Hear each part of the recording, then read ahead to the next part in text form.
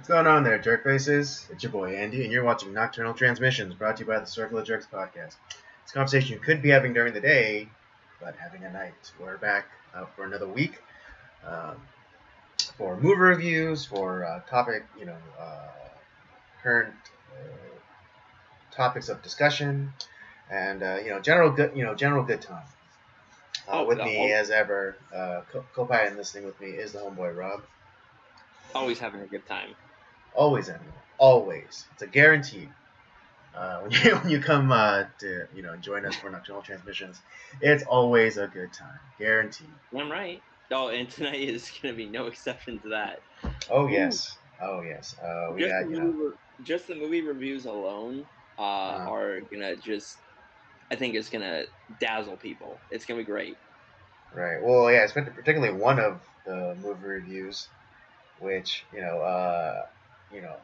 whatever. I'm just, if you guys are puzzled by the title, of tonight's live stream, I'm respecting, I'm respecting the rules a little bit here on YouTube, and secondly, I don't want our channel to be nuked for morbid. Yeah. So I've censored the title of one of the movies in the description, but one of the movies for review tonight is what's become for me an instant classic, and that is Boss Nigger, starring Fred Williamson and D'Urville Martin. Written by Fred Williamson. Oh yeah, that's right. Written, starring, and produced by Fred Williamson. And it's all this stuff with now that Juneteenth is a holiday, and it's all the Amazon talking about listening, exploring Black voices, or Netflix is doing the same thing. It's also the other, it's Pride Month, but we're Juneteenth. We're watching a movie that was written and directed and produced a Black cast, and it's set around the time that Juneteenth was an actual thing. Was more pertinent then than it is right now. Exactly. So we're just kind of, that's how we're doing it. Yeah, we're honoring Juneteenth in our own special jerky way. Yeah, we that's exactly right. We always talk about we always have that discussion about representation in film. It's like, well, yeah, it's we do it in our own way. It's like we don't care about a movie that doesn't have a transracial dwarf, handicapped dwarf that is bisexual. It's we don't care about stuff like that. We just care about people telling a good story. Let me tell you, this movie is a good story. Yeah, absolutely. Boss Nigger does not disappoint. It's a great, compelling story. It has everything. There's a bit of romance. There's a bit of intrigue. There's a bit of corruption. There's a feel good part to it. Strong male role model. Yeah. What is it? A good message about self-empowerment. Again, it has everything, and of course, I don't want to spoil anything just yet. What is it? For that review, we'll have a special guest. Friend of the show, friend to both Rob and I, David Blake. Yeah. When we showed him the when we were telling him about this movie, he's like, "Dude, he saw the trailers. Like, I'm in on this review. I have I know. To be in on." He could not sit on the sidelines for this one. He had to be a part of it. So we obliged him, and of course it's always a great time when we got David on, and this review was no exception. Well, should we just hop into the topics, or what do you want to do, Andy? It's your show. Right. Maybe we should do a little bit of a sandwich because last week because of technical difficulties, we weren't able to finish out the show. So I was thinking we do like a sandwich and we start off with the Rocky review, a little bit of a bridged one, and then into the topics and then finish out with the Boss Nigger review. So, all right, sounds good to me. All right. I'll just, per usual, let me just hit y'all with the synopsis for Rocky 4. I know, right? So I don't know. It's a little known movie called Rocky 4. I don't know if you guys heard of it. But in my humble opinion, it's a darn good movie. A few up and comers. But anyways, yeah. Here's the review synopsis. After reclaiming the boxing championship title, Rocky Balboa plans to retire and live with his wife Adrian. However, during an exhibition match, Rocky's friend Apollo Creed is mercilessly beaten to death by hulking Russian newcomer Ivan Drago. Rocky vows payback against Drago and flies to Russia to train for a Christmas Day fight. Despite their different training methods, Rocky and Drago both wage a long and intense match. Yeah, this was just real quickly. This again, this month is kind of leftovers month, or it is leftovers month. Yeah, and this was my. Month, by the way. What was that? It's the end of leftovers month. These are our last two leftovers. These are our last reviews for this month, and this was my Rocky 4 is my selection, and I am revisiting Machismo month. Because there are, there was a plethora of, kind of macho, meathead kind of movies especially from the 80s. I think Rocky 3 is probably my favorite Rocky movie. Really? Okay. But 4 is good too. I would dare say that they're about even in terms of my preference. But Rocky 4, I think, in terms of like, it being a feel-good kind of rousing, pro America kind of movie. I think Sylvester Stallone is like the most shredded, like you're ever gonna see him. Oh yeah. And that's why I picked it because before we did do we've done a Rocky movie before. We did Rocky 1. Yeah, we did the first Rocky. Which is still my favorite. Right, but I wouldn't necessarily categorize that as like, kind of like machismo in the sense of like, a la the 80s. No. Because yes, it was, it was made in the 70s, the first Rocky. But yeah, I think, when you think of like quintessential, like, guy, big, strong guy kind of movies, or at least the actors, you go to your Schwarzeneggers and obviously your Stallones. So I decided to pick Rocky 4.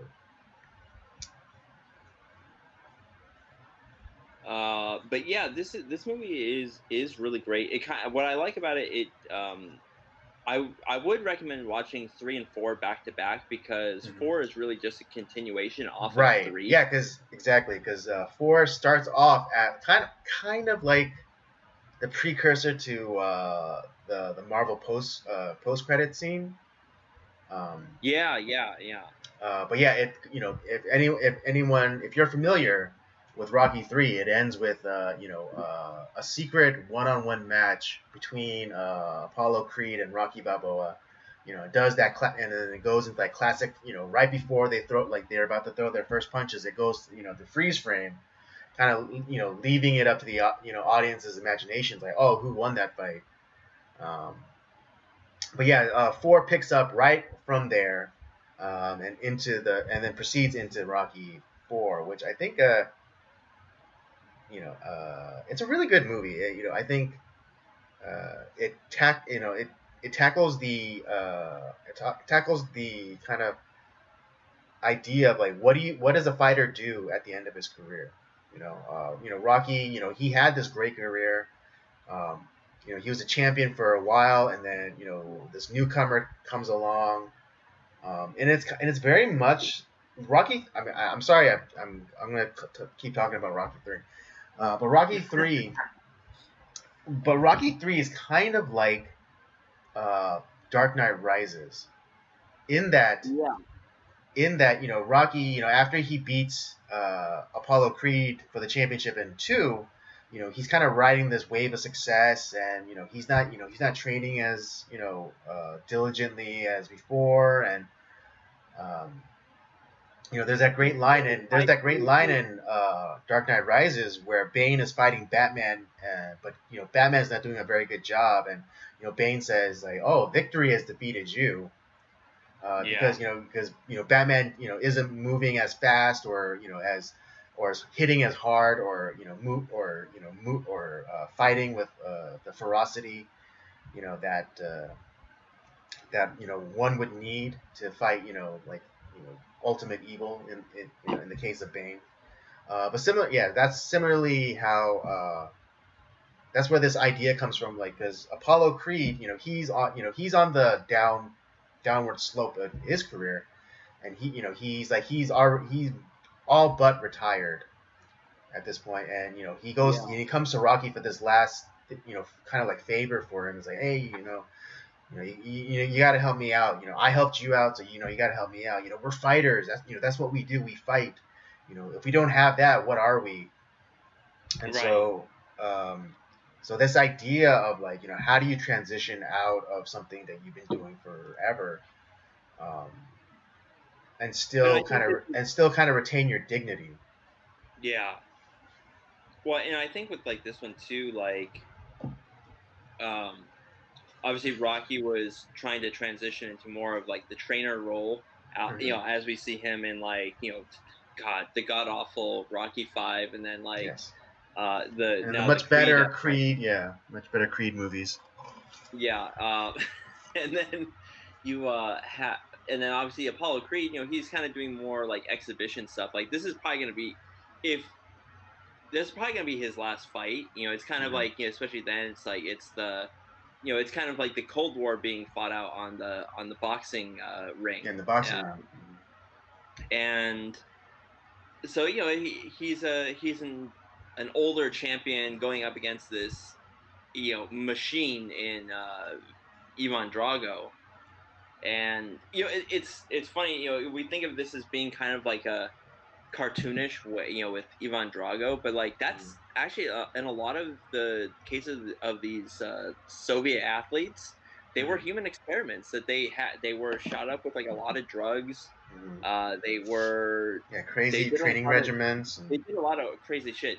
Yeah, that's the funny thing about like where what was so miraculous about Bruce Jenner when he won the '76 gold medal for the decathlon is because he beat all those human experiments from the Soviet Union Right. without doing all Yeah, that yeah. stuff. All those guys. Yeah, because like they even, I mean, again, it's still kind of, it's still like it's a wink, but there's that scene, that training montage where Rocky and Ivan are in their respective training camps, but then Yeah, there's like that one shot of like the syringe, and it immediately cuts to Ivan. And it's like that's what and even in the beginning they made that implication during like that press conference initially with Ivan and his wife, um, where they're saying like, oh, isn't it true that that the Soviet athletes are being souped up with anabolic steroids and stuff like that, and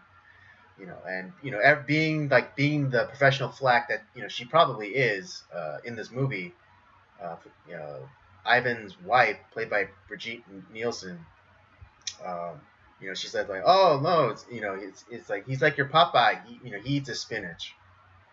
Um, oh yeah, great line actually. By the yeah. way. But yeah, no, so it's set in some sort of realism because this was happening with these Soviet athletes.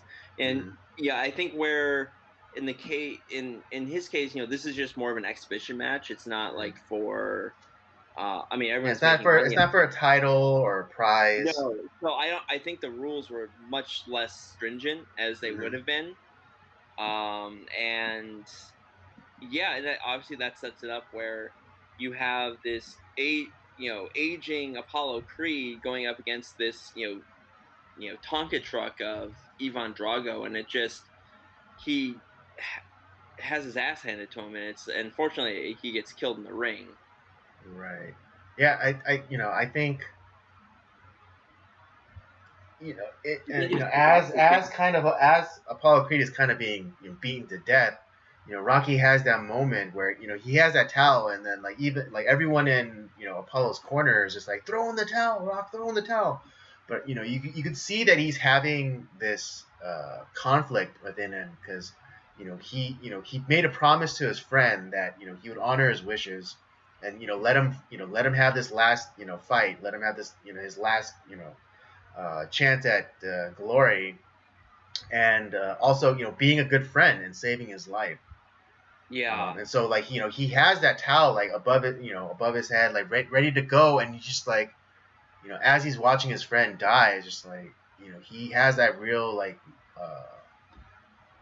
moment of crisis where he doesn't know what to do. Like if he saves his life, then his friend would is probably gonna hate him. But is he gonna stand by and watch his friend die? And right. And ultimately I think he's also, and I think Rocky is torn too because because him and Apollo Creed are so connected. Where had the roles been reversed, like mm, it's like don't you dare throw in that goddamn towel. Like it's like right, I'm yeah, gonna yeah, get out of yeah, this. I'm gonna it's especially Rocky. He takes so many hits. Like I'm gonna get out of this. Just let me do it. right, And yeah. I I think he mean, also not I believes mean that not to Apollo was spoil anything, but in the sequel to Creed, there is a moment like that. Um, again, I don't want to spoil it for anybody, yeah. We'll but get to the Creed films too because I haven't seen any of the Creed films yet. So right. Well, yeah, because exactly that, and that's another. I think I might have spoiled it for you before, but I don't want to re-spoil it again, especially if you've forgotten. But yeah, there is a moment like that, but the payoff is different. I'll just say that. Um, but yeah, it's it's and that's such a kind of a rough way to go because after that moment though of watching Apollo Creed die, mhm, the match between him and Stallone, Stallone ends up taking up the Apollo Creed mantle because I think they had like a couple of matches set up, mhm, one in America, one in the Soviet Union, and mhm, then he takes over for Apollo in the Soviet Union. mhm. And I've never seen Rocky more determined. Right. Yeah. I mean, just given the location where he decides to train, it's like out in the middle of nowhere. He has like the most bare minimum of equipment. No TVs, no radio, no distractions. No Adrian, no nothing. yeah, exactly. Not even his wife to distract him because obviously his wife loves him, and she only wants the best for him. But she had her doubts about whether or not even Apollo should take this exhibition fight.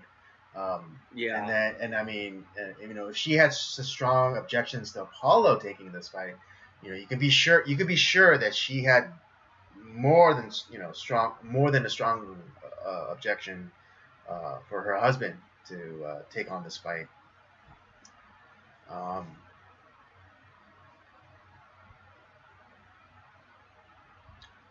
what was I going? Oh, but yes, they're and again, they do like this montage of training motifs where it's like Rocky's like pushing a sled, but then and Ivan's doing in like the state of the art facility with all of these monitors and electrodes on them, and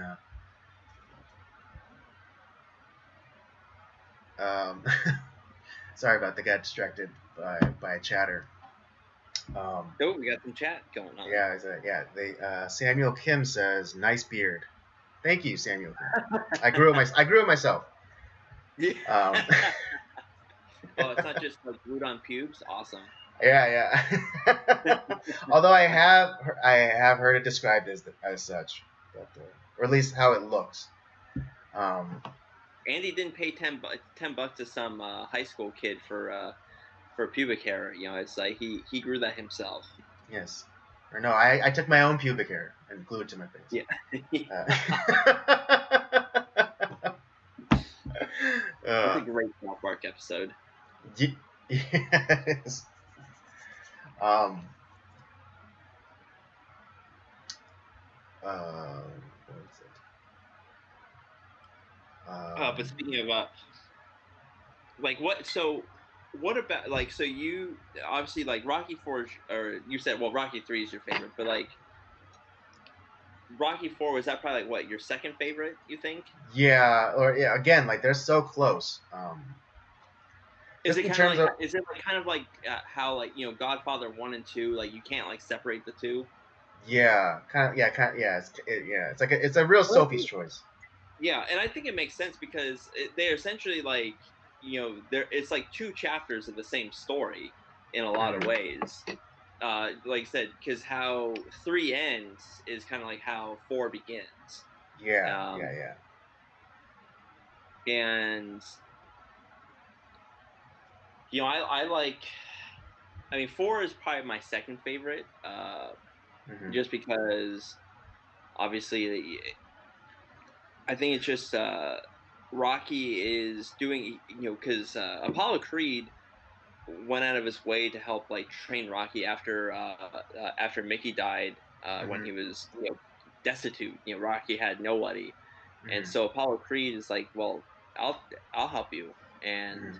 he got him back into shape, got him back, got his motivation back, got his mojo back, Right. and Yeah, I mean, yeah, like one of the greatest lines and maybe theme songs ever is "Eye of the Tiger." oh hell yeah, dude, yeah, You know, it's it just gets you so amped, and it's like as soon as they went into Apollo's old gym, he's like, oh, look at all these guys, look at their hunger in their eyes. You know, they got the eye of the tiger. It's like yeah, boom, catchphrase.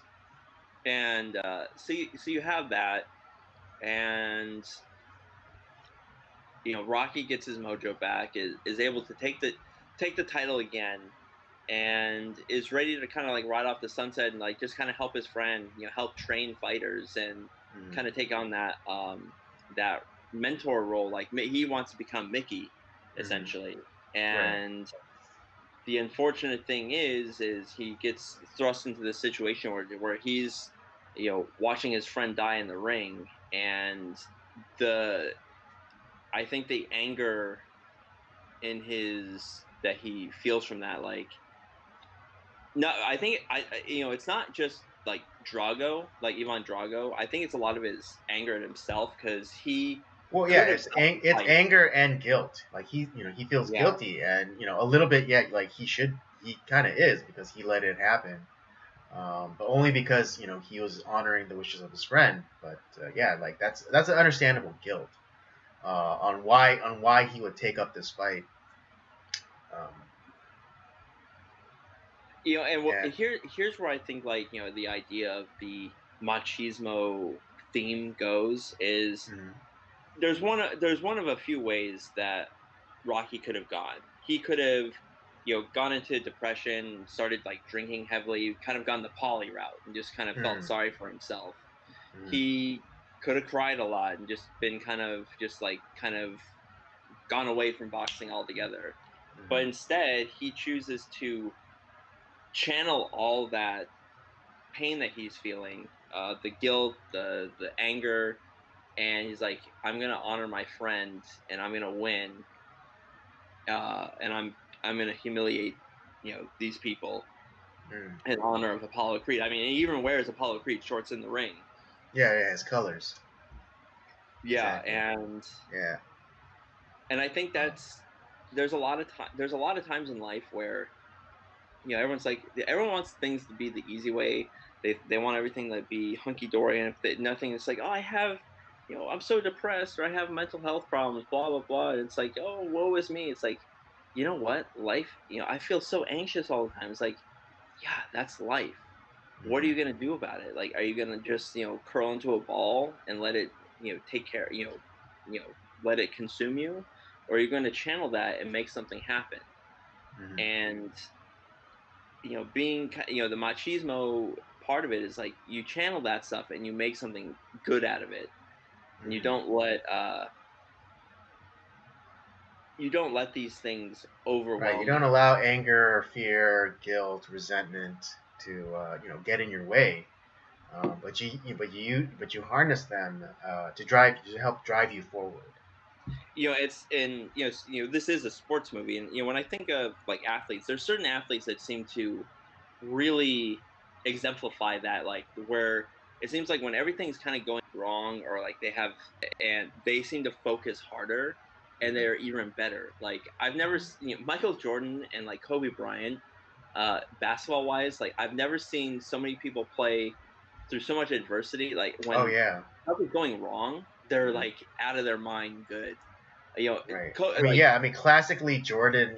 After now that we know, after he got that food poisoning from the pizza in Utah.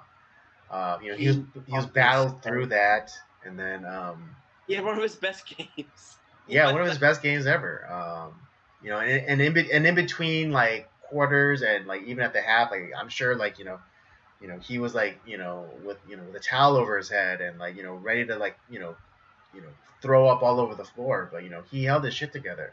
And I yeah. mean, maybe not in the best way, but like even Kobe Bryant during like that whole like, oh, Kobe's a Retaliation. rapist, yeah, Yeah. Kobe's a rapist thing.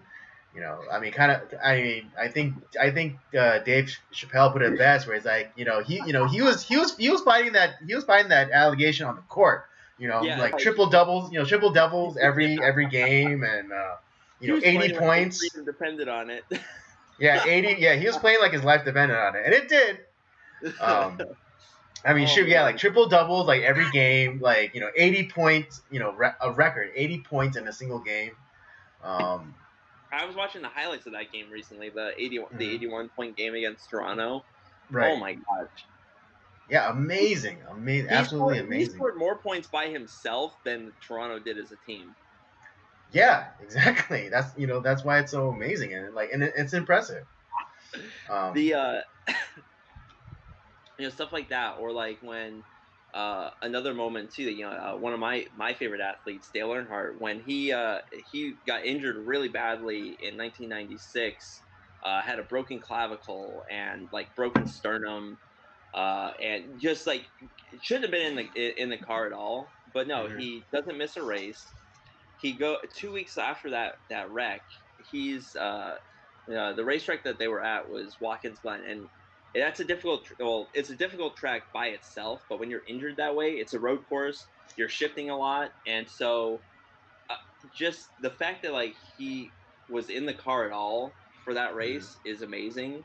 But he went out and qualified first, and not only did he qualify first, he set a track record and nearly won that race. That's how Mhm. insane. These are he buckled down and like fought through the pain, fought through adversity, and nearly won the damn thing.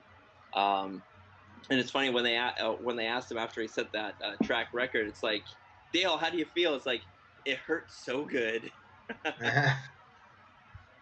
uh, yeah, but back to the movie. I really like the juxtaposition of kind of how the first fight with Ivan and Apollo, where you know uh, Apollo had the kind of like the kind of home court advantage, Oh, and it had and James he made it Brown. into like this big spectacle, with the dancers and James Brown, and I love it. I love how in the credits they credit him as the Godfather of Soul. Oh well, I mean that is his nickname. Yeah, yeah, yeah. I know, but it's I just bet hilarious you. to me that like they didn't say Yeah, like it was James Brown. It's like just like the Godfather of Soul, I and that wonder was it. if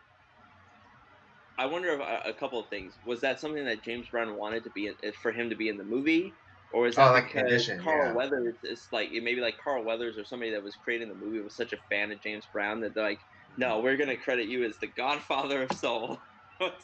Right. Yeah, and then the second fight with Rocky, the The tables aspects at all. flipped, and Drago had the home court advantage, and the big spectacle of like the fireworks and the Soviet national anthem. you know, Yeah. it The thing that Bernie Sanders thinks to himself at night.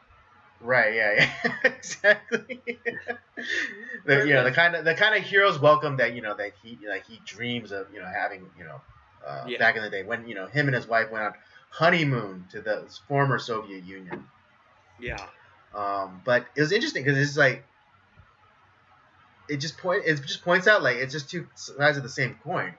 The U.S. versus Russia. One is more like because it wasn't the government that put on that spectacle for Apollo Creed. He put that on himself. But in Russia, it was all state funded. It was all like in the to show off how great this the Soviet Empire is. I mean, literally a country behind Ivan Drago. Yeah, exactly. And what was it? And Uh, I think that's a fun way of like kind of the how it looks. You have Rocky in essentially isolation, not only in his training but in the ring too. mhm. Right. He's Yeah. a No man, one. Yeah. Even though he has trainers and he has Polly and they're not helping him fight in the ring. but he's They're a man just alone. There's no country yeah. behind him essentially. Hmm. Whereas like Ivan Drago, like I mean, literally the entire military, the political figures, like everyone is there behind Ivan Drago, and you can feel it. I mean, when Rocky Balboa gets introduced, I mean, they're booing the hell Yeah, out of there are him. boos and hissing and all Yeah, sort and probably some not colorful language used. yeah, But yeah, but then through the course of this fight, it's something that only comes between like combatants or warriors is they I think they start even though it's not expressly said or you know uh, implied. I think Drago he starts developing a respect for him. Even to the point where like he calls him like, oh, he's iron. yeah. I Um, mean, there is a respect, formed throughout that fight because it goes quite a and not while. just Ivan either, but the crowd too, because I think like towards like the middle of the fight, like literally like after I think it was in the movie it was like 16 rounds I think it was. Yeah, yeah. So Well, they're like because at the eighth round, and like finally in the middle point of that fight, the crowd starts chanting for Rocky, yeah, um, and even like even the sports commentators, they're even remarking on the fact that like this was a hostile crowd, but like now they're actually starting some, there's starting to be some chanting for Rocky.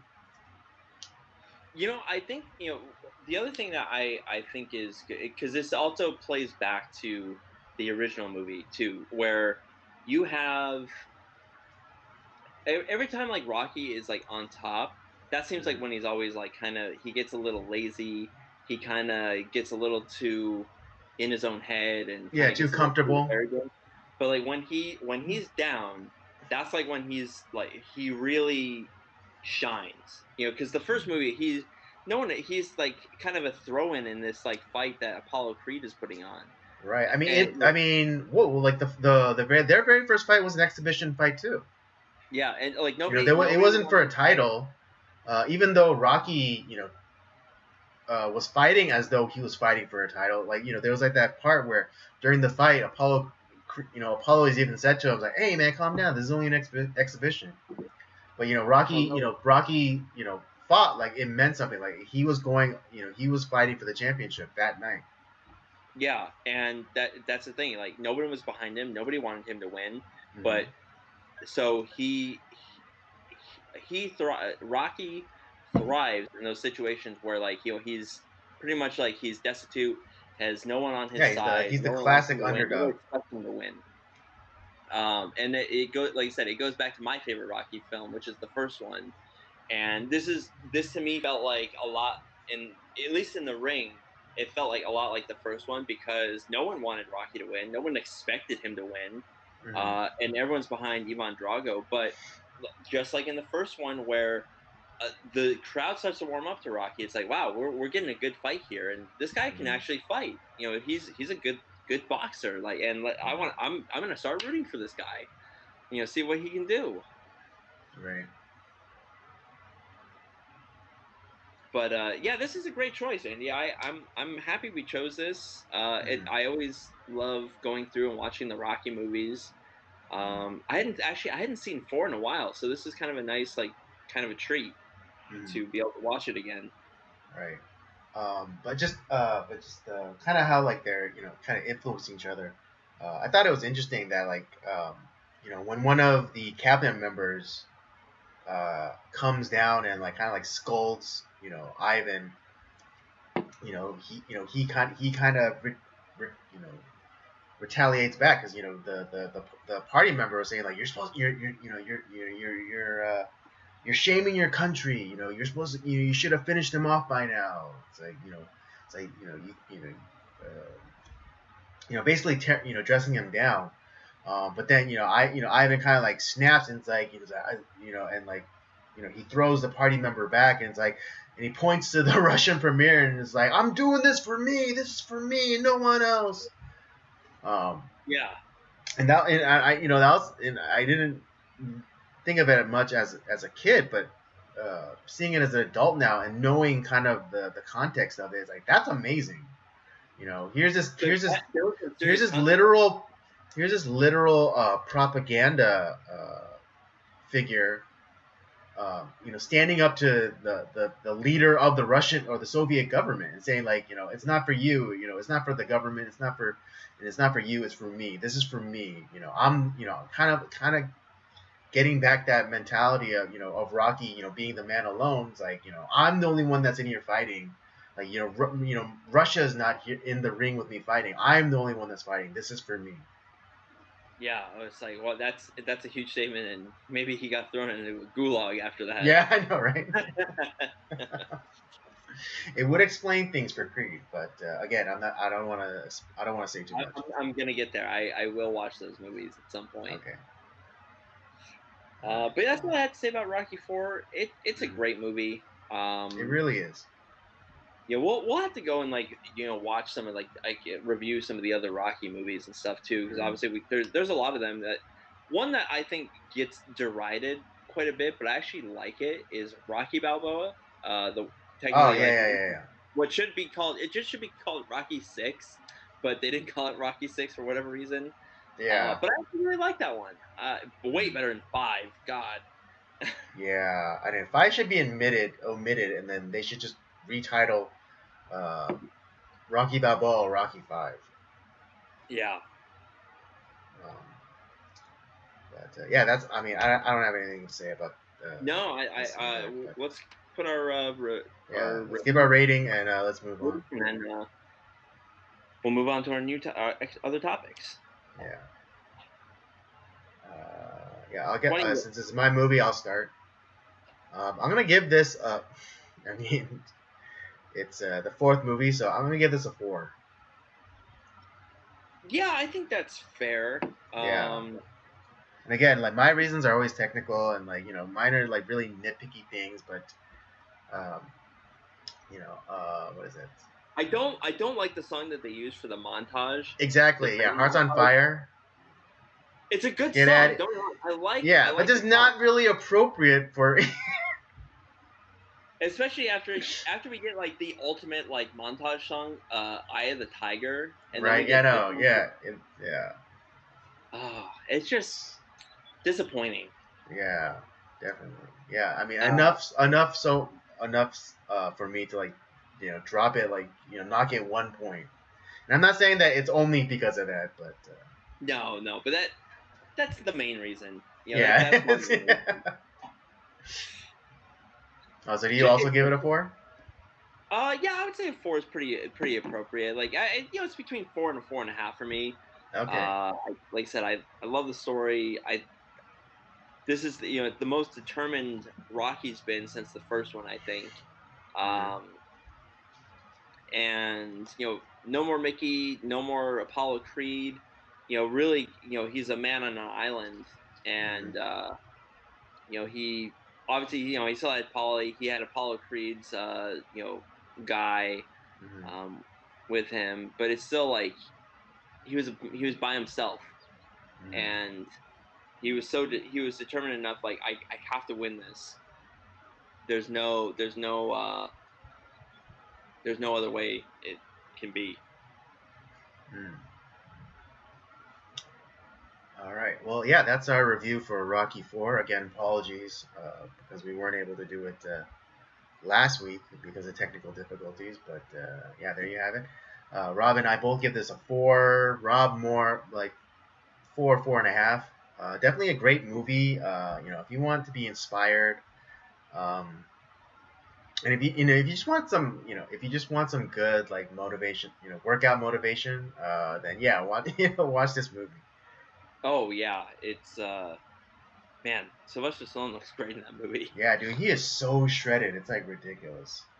Ivan Drago. What the hell Yeah, is Dolph his name? Lundgren. Yeah, Dolph Lundgren. Thank you. Yeah, he's looks great in this movie too. Yeah, no, he like I mean, yeah, he of all the people who was like perfectly cast, Dolph Lundgren is definitely one of the he looks Dolph like one of Lundgren. those scariest Yeah, Soviets. yeah. Dolph Lundgren is actually really he's an interesting guy. The guy is actually he's actually really brilliant. If Yeah, he's not he's just like a some physicist. yeah, he's really really smart.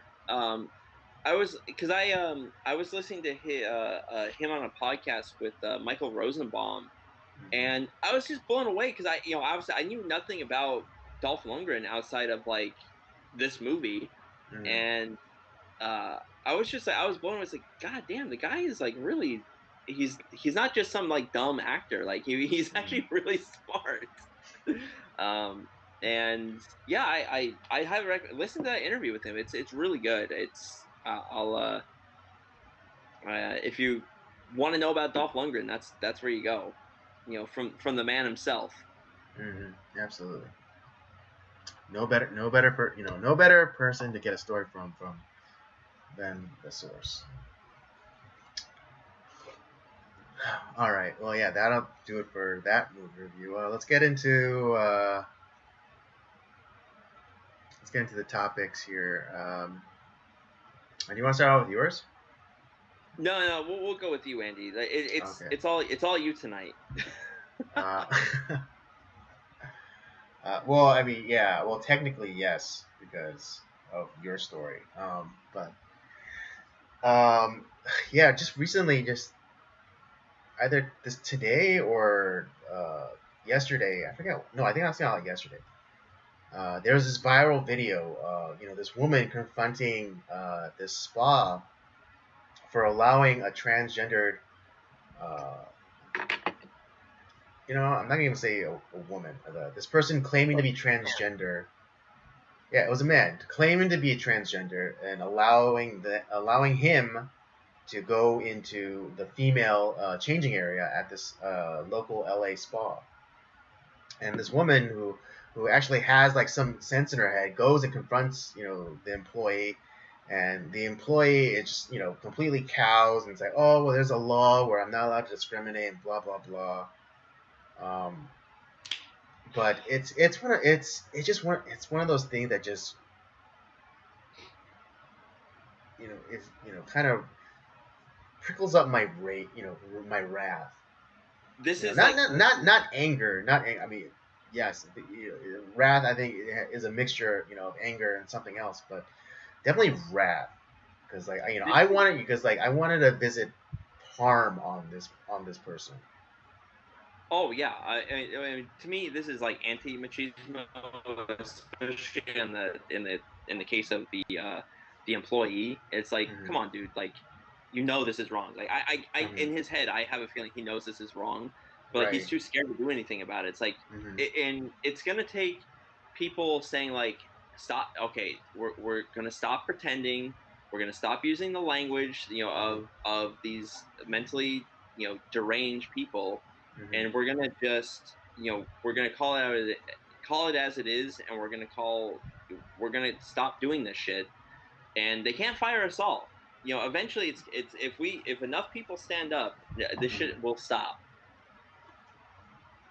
Right. I mean, for those of you who are believers, I think one a great saying that I recently hear, and Someone my favorite, well, one of my favorite comedians, Owen Benjamin, always uses is, you know, you with God are the majority. Yeah. And, someone with God, someone and with, if you and God are the majority. Um, so yeah, it I, really all it takes is just you standing up, and kudos to this woman who wasn't gonna have any of it, and yeah. stood up and was like, this is wrong, and she was able to influence the people around her, because there was a woman who was about to pay to go in, and she learned about this, and she's like, oh, give me back my money, and she Yeah. like and she was out of there, and then it was the most disgusting thing though was this this I guess he's a man, but I mean I don't know. But there was this man who was arguing you know in the defense for this man claiming to be a transgender person. And it was Not a and man. to a woman, to a woman, and he was Let me basically explain to saying it's you like what it yes means you to will. be a woman. Yeah, exactly. It's like what do you it's like how do you like who are you to say what it is to be a woman? It's just I mean that's not what he said, but that's essentially what he was saying. And oh man, it's like I'm so like pissed off that it's like I kind of like lost my train of thought for a second. Uh, Well, there's a couple different sayings, like where it's like you're so angry you can't see straight. Yeah, mhm, that's kind of how I feel about this situation. mhm. And the thing is, like, it's not just happening at like this day spa. The thing where it really pisses me off is this is starting to happen in schools, and Yes, like yes, this is right. happening And it's in. never and it's not happening the other way around. If you've noticed, it's not happening the other way. Women aren't like demanding that they shouldn't be allowed to go into the men's room. It's like, oh well, I'm a man, like not even going through the chore of trying to affect a male appearance. Yeah, the see You don't the see, yeah, you don't majority of see women like going like, oh well, I'm a man, so let me into the men's room. It's like, no, that's not happening. It's only happening the other way. and to be honest, like in a lot of cases, like I mean, I wouldn't want it, but like there's a lot of guys like, yeah, oh wow, ooh, don't come into the men's room. I know, it's more like, yeah, plenty of room, come on in. But Yeah, again, but but but even still, like I still wouldn't want a woman in the men's room because um, because this particular it's a Korean style spa, right, which means children are allowed to be there as well, and mhm. and children are allowed to be in the changing rooms. Um, but it goes both ways. I wouldn't want a woman to be exposing her genitalia or her breasts in front of a small boy Yeah, either. exactly. Yeah, no, it's not appropriate. Like It's not I, appropriate. I said that as a more of as a joke. Right, It's right, but yeah, yeah. I mean, obviously, yeah. I but mean, the again, in that reality, joke, we are speaking as fully adult males. yeah, But speaking now as just I mean, again, I'm not a father, but I have nieces and nephews, and just as protective as I am of my nieces, I'm just as protective of my nephews, and I would not want my nephew to be exposed to a naked female body. yeah, It's just not appropriate. and it's just yeah. I mean, I look at stuff like this and it's like this is what's becoming normal. It's not it's not like just like the random case here or there. It's Mhm, becoming more and more frequent. I don't know if that's mhm. necessarily just because um, it's in the news more or whatever, but obviously there's all this like, oh, we need to make it like the mainstream, even though there's only like some like Yeah, it's less you know than 1% three of the percent of the population. population or something like that, maybe less, that Yeah, has like the it's like problem. less than 1% of the population. Yeah. We Um, we have to bend over backwards. and it's like, no, I'm sorry. It's like you're not yeah, you have a problem. I'm not saying you don't, but I'm not going to be changing my language or changing laws for the sake of your delusions. No, I will never support any of that. That's why it's like I've really started to there was a time where I was saying like maybe I should just be like not be a dick or whatever and just like kind of not like give in but like Mhm. not just give in to like or kind of be nice about it like use whatever their whatever name they want to use whatever it's like I no I'm not gonna do that anymore I'm not gonna you know I'm not gonna call Bruce Jenner Caitlyn Jenner. I'm sorry. I don't care if he changed his name. It's you're a man. Mhm. You don't get a girl's name. Sorry. Um, I don't know if he hacked off his cock or not, but it's Yeah, like I you're know. not a I hear woman. it's like I hear 50-50. Like, I hear stories that he didn't, and I hear stories that he did, but It's whatever. like and the other thing is like you also killed a person like on the road, and there Right? was Yeah. Oh yeah, no that's one talks, right.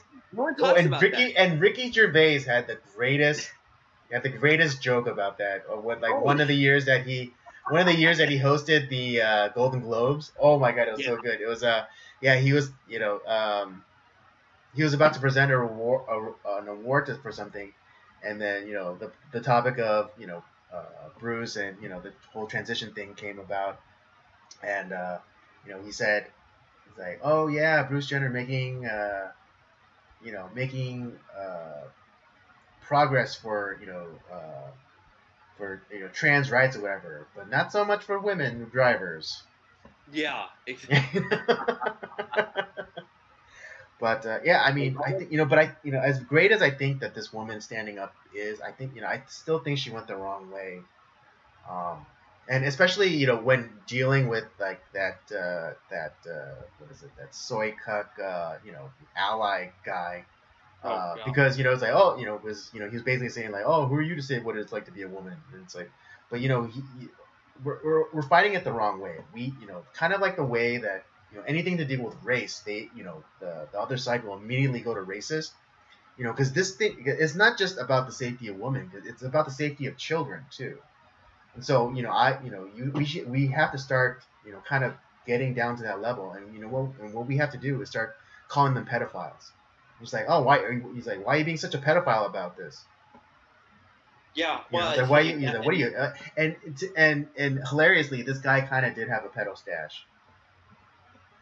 the guy that was claiming to be a woman to get No, into no, no, the no, no. The ally guy. oh well, yeah. To be honest, he probably is a pedophile. Like a lot of these guys tend to be. It's Right, just exactly. Yeah, and I mean, and then the video, like she kind of does a pan around, and there was like a family, comprised mostly of women, like mother and like daughters and stuff, and they're about to come in, at when this happened, and I hope to God that they turned around and walked right out. yeah. Um, I but again, yeah, we need to start shaming these people, and we need to use like we need to use their tactics. Like oh, like, oh, you're a homophobe, or oh, you're a racist. Like, well, you're a pedophile. If you think it's okay for a man, if you think it's okay for a man to walk around like flashing a Johnson to like little girls, then you're a pedophile. yeah. Simple as The that. You're a yeah. pedophile. This is also kind of like like the reason like why now we have like especially people like on our side of the aisle. It's like well it's we're gonna vote for Bruce Jenner to be our governor. It's like no, don't No, like I do stop. not. I don't want that freak to be my Oh man, governor. the left, they're the real transphobes. Like, stop it. No. It's like you've already lost. Yeah, You've already exactly. lost the argument. And then like when if you vote this guy in, you lose the argument on this. You can't like you have no right to stand up against, what's going on in this spa. You lose like Mhm. all the other arguments. That's why it's like Exactly, exactly. Yeah, if you're saying that it's okay for if it's okay for Bruce Jenner to be our governor, then you're saying that it's okay for that man merely claiming to be trans to go into that locker room and show his dick to 6-year-old girls. and a lot of these guys turn out to be pedophiles. They have a long list of convictions against them. Mm-hmm. They're on like the sex offender list. it's a lot. The reason that's the reason why they're going into these places, and because they're given free reign to show their cock to young little girls, or Right. I mean, this isn't even. This is just the most recent example. I mean, because this was happening way before. Like, I remember like 2 or 3 years ago, there's a story out of Seattle where a guy, in like at this public pool, just like walked right into the women's changing room, got fully undressed in front of women and small children, and then walked out. And then when a woman went to go complain, um, the one of like the person, the worker said like, oh well, they identify as a woman or they're trans, so and like there's a law saying that we can't discriminate. It's like, what the fuck? yeah, So it's it's ridiculous. already happened. This isn't Well, like, this is just the most recent case. yeah. Well, here's the other thing too that's great that no one's talking about, but it's definitely happening. This is happening in prisons too, where you have these male convicts that are, supposedly now they're transgender, Hmm. and they're being put into women's prisons, and it's like I mean, Yeah, there's already the pregnancy there's rate at women's already prisons. like the a lot of the rape statistics, it's from prison, but Yeah, but the pregnancy levels, the pregnancy rate in the female prisons has gone up like what, like 300%. there's so much rape going on in women's prisons now too, because you have these fucked up guys that are going to a place where it's, I don't know, less, a little bit less hell. So Right. and Yeah. I that mean, I think they should have a policy where if a man says like, "Oh, I'm a woman now," it's like, all right, then we're gonna cut off your cock. well, and that's the thing. It's like a lot of these female prisoners, like, I mean, the guy has got a full fucking erection and he's jerking off in the cell with me, like, and they can't say anything, otherwise they get the woman gets reprimanded. That's what's fucking insane. Yeah. I mean, anyone who's like says like they're for the protection of women's rights or whatever, but then they say it's okay for a pre-op transgendered woman to be in like women only spaces. No, you're not. You're a fucking liar, bitch. And it's like, I mean, don't get me wrong, I don't really have a soft heart for convicts, but Hmm. at the same time, like, no, you can't have that. Like, you're just asking for problems. It's like, Yeah. Um, I mean, it's like, I mean, yes, they're prisoners, but like, they have some rights too. It's like, I think they deserve to not be like raped in like their cell. Yeah, I mean, well, Uh, there's a constitutional amendment guaranteeing that no cruel and unusual punishment. to me, like putting men in with like female prisoners, that's cruel and unusual punishment for the females. Yes, Um, exactly my uh, point. Exactly my point. to me, like when you put in pedophiles in you know in male prisons or whatever, Hmm. and stuff happens to them, you know what? That seems pretty just to me. Yeah, right. Yeah, seems kind of fair. I mean, That that's just doesn't me seem though. fair to me, because they destroyed the lives of many innocent kids that are probably without therapy are probably going to end up becoming pedophiles themselves. Oh yeah, And vicious cycle for sure, vicious cycle for sure. But but also, this but yeah, this story also it's painful for me because I have a personal connection because I used to go to Wiesbaden a lot. yeah, Back in I my. thought that place looked familiar, and I was like, wait, is it that famous Korean spot in L.A.? Yeah, I mean, I used to go there a lot. Back in my younger days. After a night of clubbing, there's nothing like going and sweating out all the alcohol and just laying about. Uh, but if they're gonna allow this, then WeSpa has effectively lost my business forever.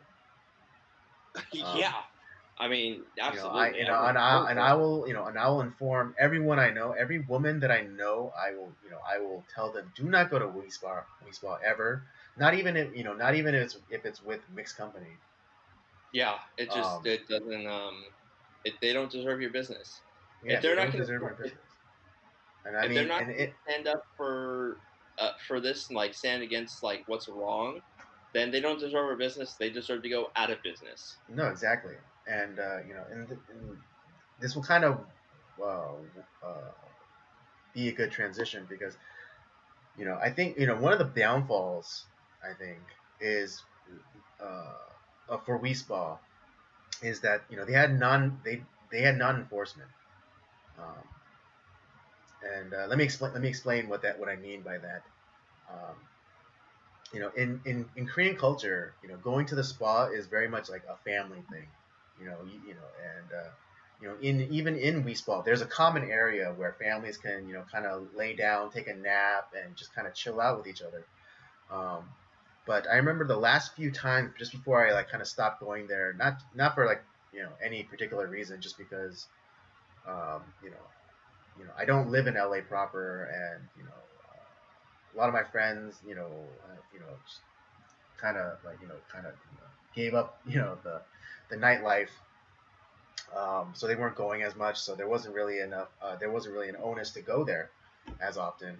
But yeah, like the last few times I was going there, there was a lot of people like that weren't following kind of like the spa like the spa culture rules.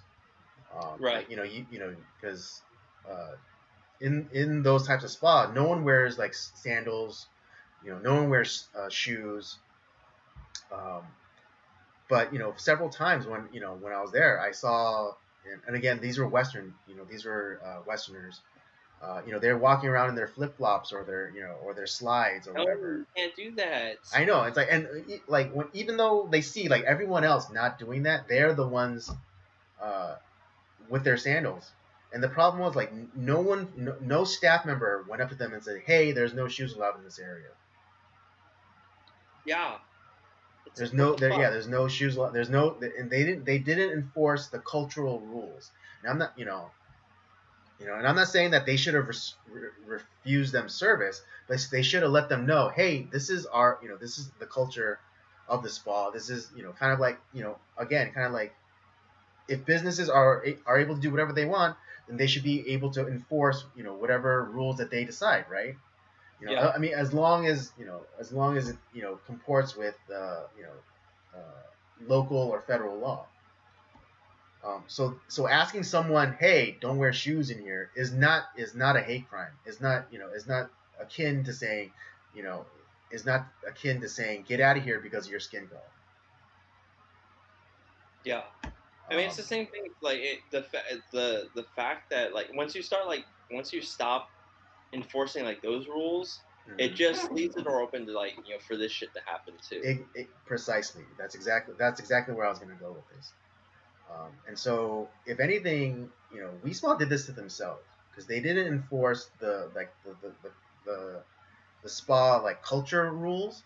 So, of course they're not gonna, of course they're gonna allow for, if they're gonna allow sandals in the not in the non-sandaled area, then of course they're gonna allow a dude to go into the women's changing area. Yeah, it's a damn shame. It's a damn shame. I love that place. That place was fun. There was nothing like a good sweat. Yeah, Especially after a night of clubbing. Get all that alcohol out of you. Um, I really, to be honest, Andy, I really think that we're gonna get to a point where, it's not gonna be how it was like back like 100 years ago with we have essentially two separate countries, but culturally we're gonna have two separate countries. Like we're gonna have like we're gonna have like a sane where sane people go where men and there's men and women.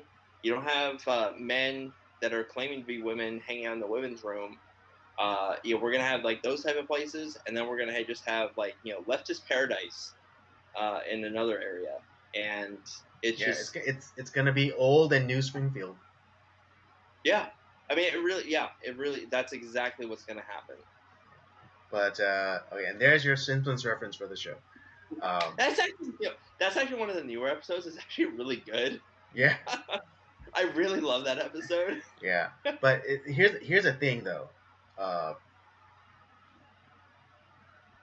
the people on the New Springfield side, they're not going to be content with having their own thing. They're eventually gonna come for us in the old Springfield. Yeah. Because that's because it's not because they're not content with just letting people have their own things and living and let living. They're the live as I tell you to, bigot. Like I said, they're the fascist, authoritarians, totalitarians, whatever you want to call them. Like that's the thing. That's what they want to live in. There's this people who like when the CDC says something, it's like we have all these government organizations. Like it's just do what they say. Like it's not hard. That's not that hard, bro. It's like Right. Yeah. A la Ethan Klein. yeah. It's like you don't even have to think about it. What are you, an idiot? Clearly. Like, well, clearly you are, because you're willing to just if what is it? Um, oh my God, freaking again, one of my favorite comedians and truth tellers, Owen Benjamin. He said that this was gonna happen. He said Yeah. if the government told you that sticking carrots in your ass would stop would prevent coronavirus, then you do it. And Ethan Klein would totally stick carrots in his ass. Oh, 100%. Yeah, without thinking critically about it, he'll just do it because they're the smart ones. They do they do all my thinking for me.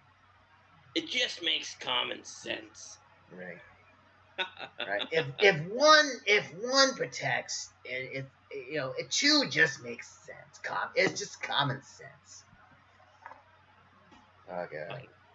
Fucking Fauci. I just heard that they haven't mandated it, but the Los Angeles County is making the recommendation that people, regardless of whether they're vaccinated or not, wear masks again. Yeah, I mean, so yeah, dude, like it hasn't even been 2 weeks. There's been a few places where I'm like that I've been where I'm like, oh, there's no mask needed, which is great. Like I went to Dodger Stadium this past week, never wore a damn mask, which is great.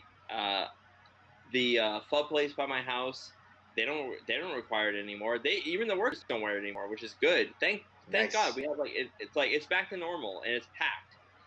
Then I go to the freaking Korean markets, like when we went to Shell Market like in LA, which is still pretty it's actually a really good market. I like it. But they're like, no, you have to wear your mask. It doesn't matter if you're vaccinated. It's like, what? It's like, I don't know why? what is the point of getting the vaccine then? Exactly. It's like still wearing your seatbelt even though you get out of your car. It's like, yeah. What is the point? Literally, what is the point? Yeah, it's and there's a lot of places it sucks because my work, because it's not state, it's federal. So because we have a shitty federal government with Joe Biden. So unfortunately, my work is it's a federal building, so I'm forced to wear it still, and it's like, why? What? It's like, oh, if we haven't gotten it by now, or if we have, we're fine. It's been almost 16. It's been almost 16 months for me, and I haven't even gotten the cold. Yeah. Like who needs the vaccine when my immune system is clearly kicking the shit out of this coronavirus. Exactly. Right, but interestingly enough, when it was announced that Biden's goal wasn't reached of getting people vaccinated wasn't met, all of a sudden this new scary Delta variant came out. Oh yeah. Oh, now they're gonna try to lock us down again too. I guarantee it.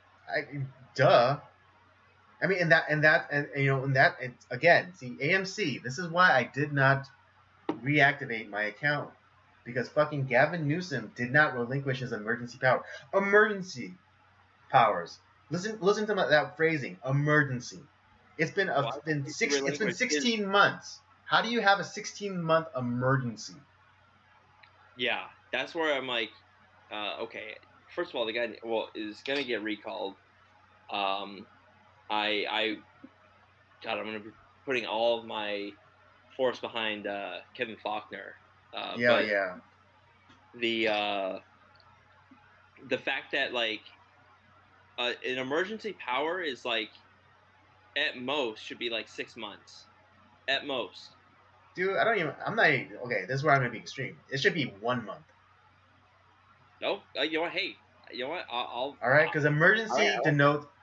emergency denotes immediacy. All right, you can't have immediacy over 16 months. That's bullshit. Yeah, that's where it's like you don't get that much power, and we should relinquish that power. We should our. I mean, the problem is we have we're essentially a one party state. I can't Yeah. think of hardly a Republican in our state, Mm-hmm. but the fact that we just allow that to happen, it's like, oh yeah, it's fine. It's like this is good. It's like no, the No, it's fact that not. like one person isn't like has that much power over like hundreds of millions of people. Like no, sorry. Yeah. So yeah, I mean, I don't care. Like they could they could recommend it, or they could like make it a mandate again, and I'm not putting it back on. Fuck that shit.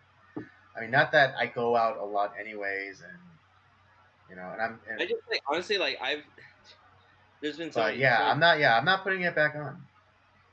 it's funny. Like I went from, before because I didn't really go out a whole lot to begin with. You know me. Yeah. I'm kind of a homebody. Like I like to stay home most of the time because I hate people. Right. Um, and so I went from being surly to like, oh, you're very woke. You're very smart for staying home. It's like, no, I'm doing the same fucking thing. And now Yeah. It's like I'm my life starting to go has back like to the ornery yeah. again.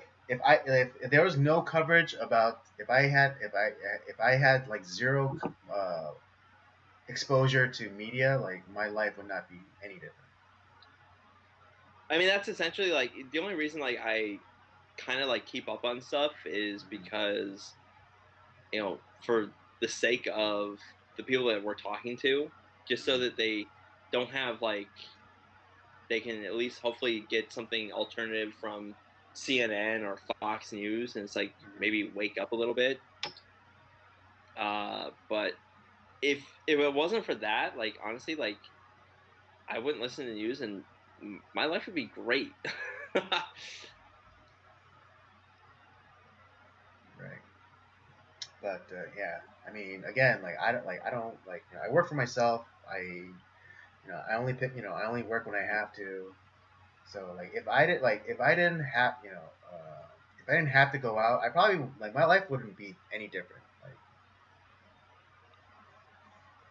Yeah, like most of the time, like when I do go out, it's like I usually like go out with you or like my wife.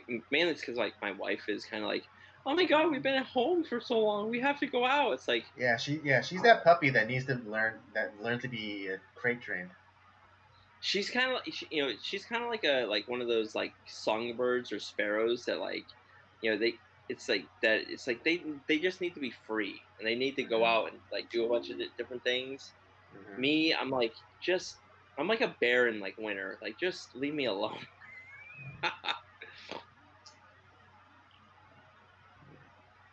But yeah, effectively, We Spa has lost my business forever.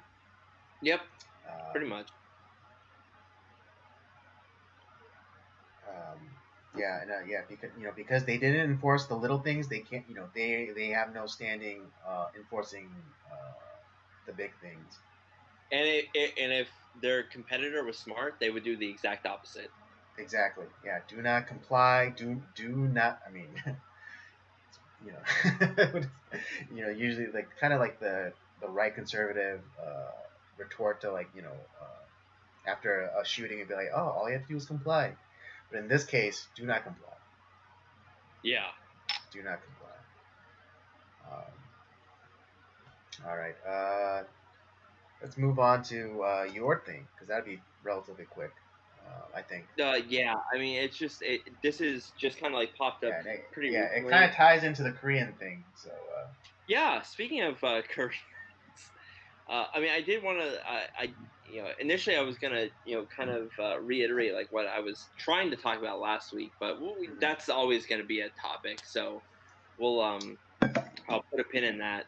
But this thing that like popped up recently was this. I think he's from England, who, and obviously we have these, mentally insane people who, men believing that they're women, women Mhm. believing that they're men, uh, even to the point like where they're, hacking off parts of their body, changing their names, and if we don't accept them, we're the bigots, we're the horrible, terrible people, Mhm. which is insane, right? Like that's what like you don't give in to these people. Mhm. Well, here's the new trend that's gonna happen because yeah, this is the first time I've seen this, but it's gonna happen, and we're gonna see a huge wave of this. I guarantee it. Um, this guy, what was his name? Like Ollie London or whatever the fuck his name Something like is. that. I don't even care enough to look it up. Yeah. Anyways, he had a buttload of surgery to make him look like an Asian. Like he's trying, he like Right. He's to make trying it. to effectuate an Asian look. So he's a white guy. He's from England, but he feels that he's Korean. So he uh, He essentially identifies as Korean, and he feels like he was born in the wrong body. He shouldn't have been a okay, white, yeah. pasty So English person. he essentially mutilated his body to make him look more Korean, and he looks like Buffalo fucking Bill from Silence of the Lambs. He looks like a freak. Um, See, here's the difference. I'm a white guy.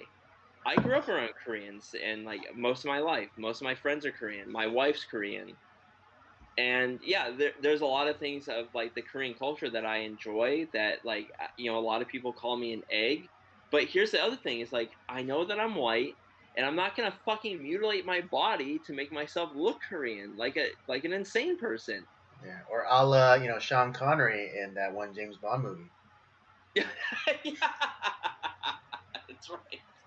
God, I totally forgot about that. Yeah. Yeah. I think a lot of people did. I didn't. Um, but you know, but there's a huge difference in that. Like, I know who I am. Hmm. Yeah, I hang around with like a bunch of Koreans, and like those are like my friends, and I feel at home with the Korean community. But I don't Hmm. fool myself into believing that I am one, and that I need to mutilate my body to make it look like I'm, you know, Right. To try to effectuate a Korean or Asiatic look. Yeah. See, in the other cases, like your Rachel Dolezals and your Sean Kings and like these other Hmm. people, where they are essentially not they're pretending to be a race for for the certain act, or Elizabeth Warren for the Hmm. accolades, Right. For the to brownie get points. ahead in their careers and to make a buttload of Brownie money. points. Yeah.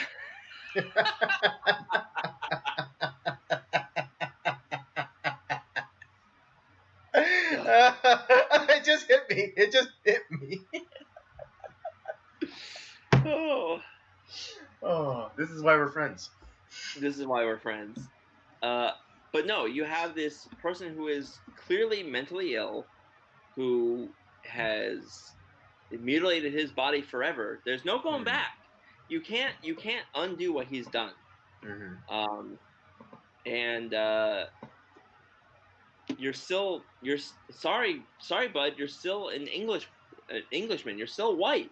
You're Yeah, not you're still Korean. Anglo-Saxon. You're still Anglo-Saxon, and like, And there's nothing well, you do to yourself will ever change that fact. there's no shame in that. And the fact is, like, if you like Korean culture and if you like being around Koreans, there's no problem with that. Like, I'm example A. Like, I'm You're exhibit the A. prime example. You're the prime I mean, example. hell, the food that I eat sometimes, even like Koreans are like look at me as like, what, you eat that? Yeah, Like you're a fucking weirdo, dude. the black goat stew that like a lot of Koreans are like, what the fuck is wrong with you? You eat that? Yeah, My you're a wife fucking weirdo. did, who is who was a Korean citizen. She's now on her path to becoming a U.S. citizen. Hmm. But it's just like, come on, Yeah, bud. against my wishes. Against my wishes. But Yeah. I guess I don't get a vote. Sorry, pal. But no, it's just But yeah, but there's a certain faction within on in the online spheres like Twitter or whatever that that are actually going after this guy, saying it's like, oh, you can't do that. It's like that's why not? why not? It, Because it's it, because it, it's the same thing as with like the whole transgender stuff. it's the same. It's the It's the same exact damn thing. same argument. It's the exact same argument. Well, okay, so if he hacked off his cock too and said he's a trans Korean woman, what are they gonna do? Exactly, exactly. But they don't. But he didn't have to chop up his own cock because it's the exact same argument, saying like, "Oh, Yeah, I was born in the wrong body," or I identify as as a Korean person. So it's I feel it. I feel it in my I feel it in my innermost being that I should actually be a Korean person. but here's the fact though. Like it's same thing with the transgender stuff. It's like, sorry, I don't care if you cut off your cock. You're still a man. Sorry. And with this poor individual who is clearly mentally like disabled, who Mm-hmm. needs therapy big time. Oh yeah, Uh, you're not bigly. Korean. It doesn't matter like all the surgery you had. It doesn't matter if you don't even Yeah, look Korean. You look it like a doesn't freak. matter if you eat kimchi 24 hours a day. It's not Yeah. going to change it. It's not going to like epigenetically. It's not going to change who you are. It's like, I'm sorry, you look like a puffy freak. You're not Korean. You're English. Yeah, you're an Anglo-Saxon, British person. And there's no I mean, there's no problem in that. Yeah, Be who you and again, are. there's nothing wrong with There's, appreciating a it's culture. weird. It's Yeah, this like whole idea. you can That, wear a oh, hanbok. It's fine. Go ahead, wear a yeah. hanbok. That's for I those of mean, you who eventually, don't know. I'm That's a probably gonna do that. traditional. Like That's a when I traditional Korean like outfit. Yeah, I mean, I'm probably gonna do that like when I go over to like Korea and like go to like with meet her family and stuff like members of her family, and we Hmm. kind of do like more of a like traditional like wedding stuff. Like Hmm. I'm probably gonna do that, but Yeah, I'm not gonna like hack up my face and shit to make me myself look Korean exactly. because I'm not Yeah, a and fucking everyone getting like all up, all their pennies in a twist and stuff. You have like, and you're for transgenderism, then you have no right. You have no right. So shut the fuck up. No, you have no right to speak out against this guy at all. yeah. The So fact that he's get getting wrecked. any hate from like the left at all is ridiculous. I know. Yeah, exactly. It's the exact same argument for transgenderism. It's, But see, here's the thing: had he been like black, I don't think mhm. we would have heard the same thing because he's white. Probably not. Yeah, you're right. Yeah, if it was a black guy and he's like, oh yeah, I'm Korean. It's like, oh, okay, cool. And it's like we already have one of those, like Heinz Ward. He's half Korean. He's black though. Oh, true. Yeah. He's Oh, half yeah. black Like and Korean. when the Steelers won the Super Bowl, I forget, like early 2000s. 2007? Yeah, I think it was Yeah, yeah. 2007. Korea gave him honorary citizenship. Yeah, So yeah, sorry. So sorry, black guys. We already have a black Korean guy. So our quota's met. Sorry. yeah. But it's fucking ridiculous, dude. I wish to God that we would live in a sane society, but we just don't. Well, see, here's a little trick that I discovered. So if you want to live in a sane society, start your own. And I'm not saying I'm not calling for an uprising or an insurrection or whatever. I'm just saying in your own personal life, just surround yourself with like-minded people. You know. I mean, yeah. I got you. I got our friends. I've definitely done that. It's not that like But then also you have to like not engage. Like and again, I know that's not a big problem for you because you don't engage, ever. So it doesn't. It shouldn't really matter. I get, I'm upset, and because I am a big advocate for children. I don't want them to be harmed. I want them to live the best life possible and retain their innocence for as long as possible. All Oh, right, hundred because this world is so fucked up that I want children to be innocent for as long as possible. I don't want them to know the horrors that us as adults have to deal with on a daily basis until way later in their life, until like they're really ready. So Yeah. that's the only reason why like I get upset, or like I feel I engage only like in this much, and and I'll admit that my wrath was stirred up, um, Yeah. after watching that video. Like my wrath, I was angry, and I wanted to visit harm on the said individual. You know. And see, here's the thing: is like I don't think I would have been the way that I am currently had these freaks and from the left started to encroach on the things that I enjoy. Right. Once sports really started to become like more of you know now it's like all about wokeism in Hmm. sports. Like, oh, now you pissed me off. Now you've gotten into something that I care about. Like, and now okay, so now I'm gonna fight against this stuff. Right. But again, like you don't take the fight to them. If they come and encroach on you, then yeah, you can respond. I didn't But start the fight, but like I will finish this yeah, fight. exactly. You have to have that mentality, because that's how they got. That's how they are able to lock down. Basically lock down and charge all those people for the sixth. Is because for the longest time the right had the moral high ground. Because we weren't the ones going off in rioting and burning down cities or whatever. But what the left got the right to do is January 6th. And yeah, you could say that there was infiltrators, and the FBI allegedly stirred this up. To be Um, honest, but people still went. there's a lot of smoke to that fire, buddy. Right. But again, I'm just making the point where it's like, but people outside of those things, those conspiratorial things, people still went. They made the decision to go. Um, and I'm not saying like you have to live with the consequences, because it's a fucked up situation. Don't get me wrong. It's But here's the funny thing about that too is like we still with all these like cop shootings that have been going on, like even like the hero cop that like shot that Makia Bryan who was trying to stab that other girl. mhm. Um, normally it's like, oh, I mean, they're essentially doxxed like right away. Yeah, fucking LeBron James doxed them. It's like you're next, saying But think about basically it. putting a target on his back. The cop that shot the only casualty from January 6th, the cop that shot that one woman who actually was unarmed, um, they haven't heard a damn thing about him.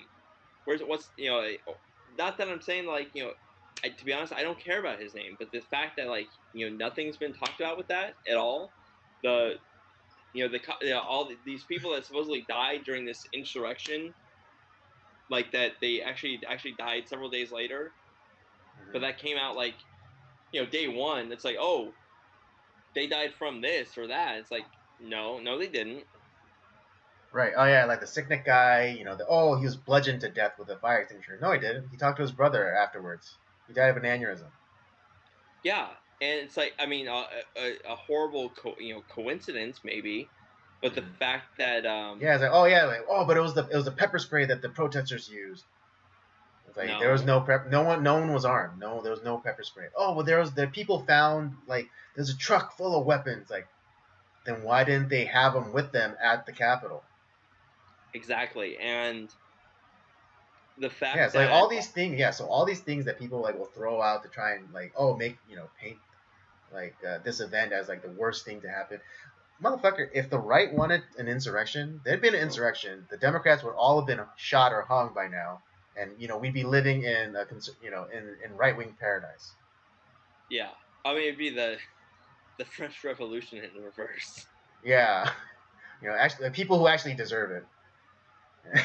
Just kidding, just kidding. Allegedly, defensively, Susan, defensively. Alleged, yeah.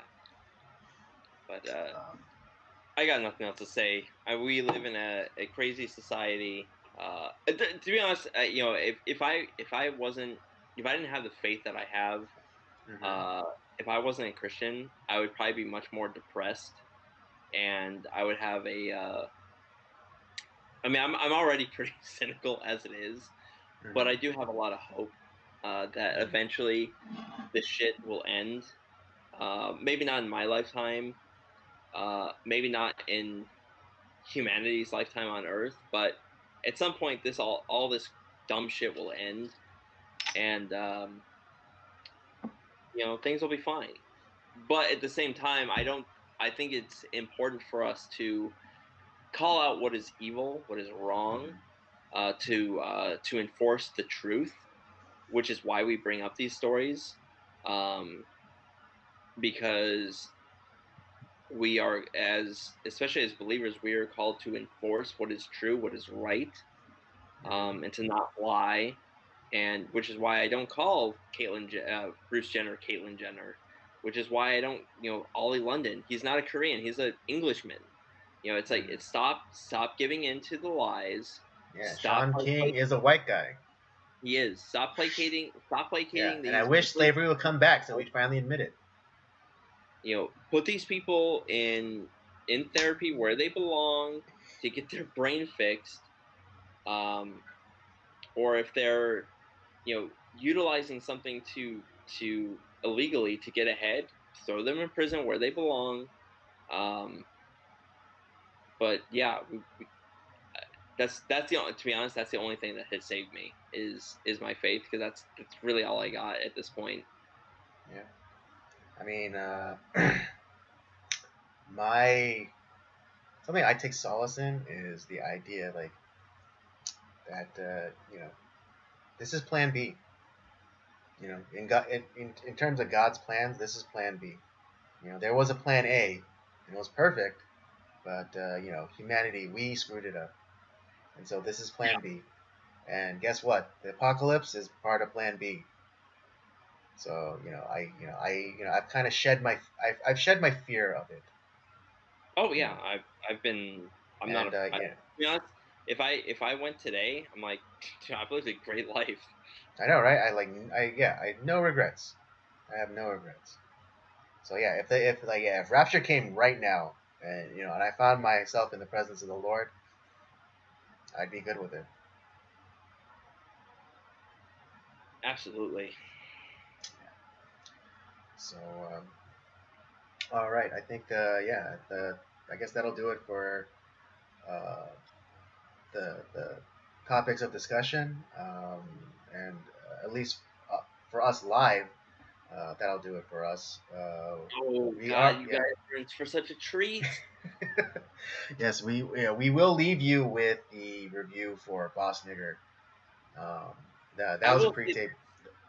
I will say this about the movie is like, don't get so hung up on the name. That Mm-hmm. was the name that our I've become a Fred Williamson fan. I think, to be honest, he's done. There's a lot of great stuff that he's done, but like, this is his project. He wrote the screenplay. Yeah, He this is produced his. the Yeah, movie. this is his vision, his voice. He wrote If this. you want to get mad, you have to get mad at a black man. Yeah, and the we want to honor his movie. And when I was I initially heard about this film from Louder with Crowder. They do a segment, kind of like bad movie lines, and they were doing this movie. And so I was I saw the trailer that they were showing for this, and it's like, what? This movie sounds awesome. Like, I was already intrigued, and I was Mm-hmm. like, let me take a look at that. Let me take a look at that trailer, because I was listening to it. I wasn't watching it like on video. Right. And I was like, let me look at this trailer. And I was like, this actually looks pretty good. And then I was reading up about it, and how this movie actually influenced Quentin Tarantino for Django Unchained. and this movie is really good. I would put it in the category of like Blazing Saddles, which is it's a great movie. It's not racist. It's making fun of racism. Once again. So Right. It's just removing the power of racism. yeah. So get over the title of the movie that Fred Williamson made. Get over your 21st century sensibilities. Yeah, get over the language in the movie and just enjoy it. It's fun. And if you are gonna watch it, like if you're looking for a place to watch it, obviously it's gonna be under its alternate title, Boss. Boss. You can watch it for free on Tubi, and I believe it's still there.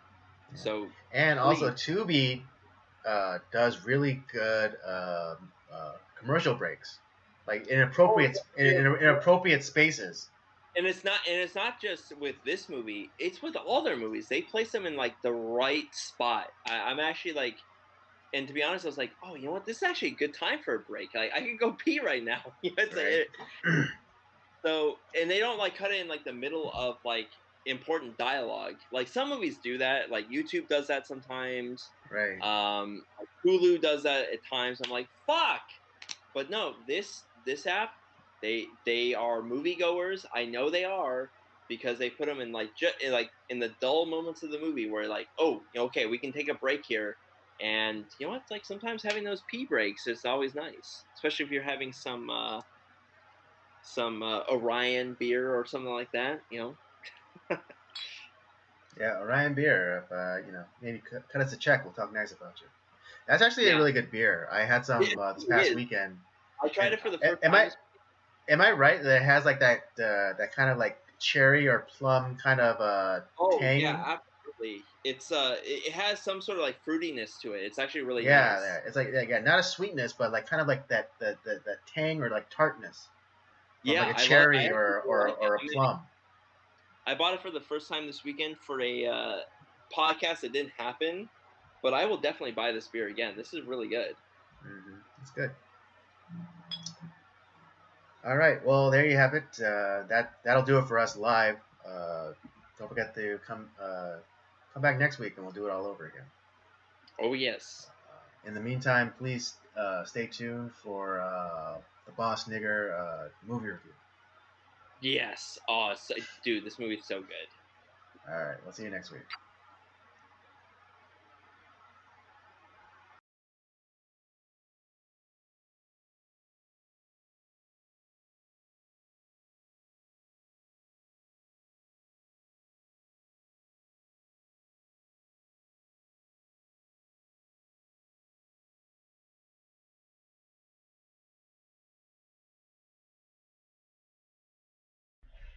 What's going on there, jerk faces? We are at the point of the evening where it is our movie review, and it's a bit of a special tonight. And because it's so special, we brought back on good friend to Robert and I and to our podcast, David Blake. Woo-hoo, this one's gonna be fun, guys. Yeah. I showed him the trailer for the movie that we're going to be watching, and he was like, dude, I need to be in on this. Absolutely. And again, I'm probably, this is a pre-tape. So, and then, but for that night, I'll probably, so just so that we're not completely, screwed over by YouTube and the censorship, I'll probably censor the second half of the title for this movie, but at least in the title. But I really don't care, and I'm going to give the respect to the writer of this movie, which is also the star of the movie, Fred Williamson, and I'm gonna call by the entire night. I'm gonna be calling it by its proper title, and that is, and tonight's movie review is for Boss Nigger. Oh, great comedy western. Yes, it's when looking it up, when kind of doing a little research, it is placed in the category of blaxploitation, But it's weird because it was written and like co-directed by Fred Williamson, a black man. So is it really like, because I know exploitation has like a bad connotation, but could it Yeah, really? see. I don't. I mean, I don't really see it as exploiting anything. Like I said, like we talked about, it was co-produced and written by Fred Williamson, Mm-hmm. and he obviously he didn't direct it, but he actually got a really good director to do it. Well, I thought he Jack co-directed Arnold. this. And Jack Arnold probably had more technical knowledge as far as directing and producing goes, which is Mm-hmm. why Fred Williamson chose the guy, Mm-hmm. and probably dragged the guy out of retirement to do it, because Jack Arnold was really famous in the 50s. Did a lot of sci-fi horror films, most notably The Creature from the Black Lagoon, but I don't see it as like black exploitation. But I don't really think that that's correct. I Right. really see Yeah. this Yeah. as I don't. Yeah. I don't. Yeah. I don't see it as that, especially since it was again written by a black man. I think a lot of those so-called like black exploitation movies were actually written by black people. I would actually be curious to watch a few more of them, because I haven't really seen too many. Mm-hmm. This is probably the first I've seen, but I would, well, outside of maybe the guy from Harlem, which is garbage. Yeah, God, you son of a bitch. Yeah, because you even recommended that we may possibly do a tag team. Well, I'm definitely gonna talk about it at some God, point. yeah, It's such utter garbage. Don't ever Rob trick you into ever watching a movie. All right. But I see this now. It's in this, to me, it's in the same vein as Blazing Saddles, Mm-hmm. although a B version of Blazing Saddles, but still really good. Mm-hmm. All right. Yeah. Let me get this per usual. Let me hit Joel with a synopsis, and then we'll get right into it. All right. Two black bounty hunters ride into a small town out west in pursuit of an outlaw. They discover that the town has no sheriff, and soon take over that position, much against the will of the mostly white townsfolk. They raise hell, chase women, and milk the locals for cash, while waiting for their opportunity to get their man. Oh, it's so good. It's I know. It's. I don't, everyone's gonna, when people initially hear the title of the movie, they're already kind of turned off because of modern sensibilities, but What they need to do is pull their heads out of their asses, because I'm sorry, a word is just a word, and I understand back in the day that was a word of negativity towards a black man, but I'm sorry. I consider myself, I'm not a white pasty person. No offense, Robert. I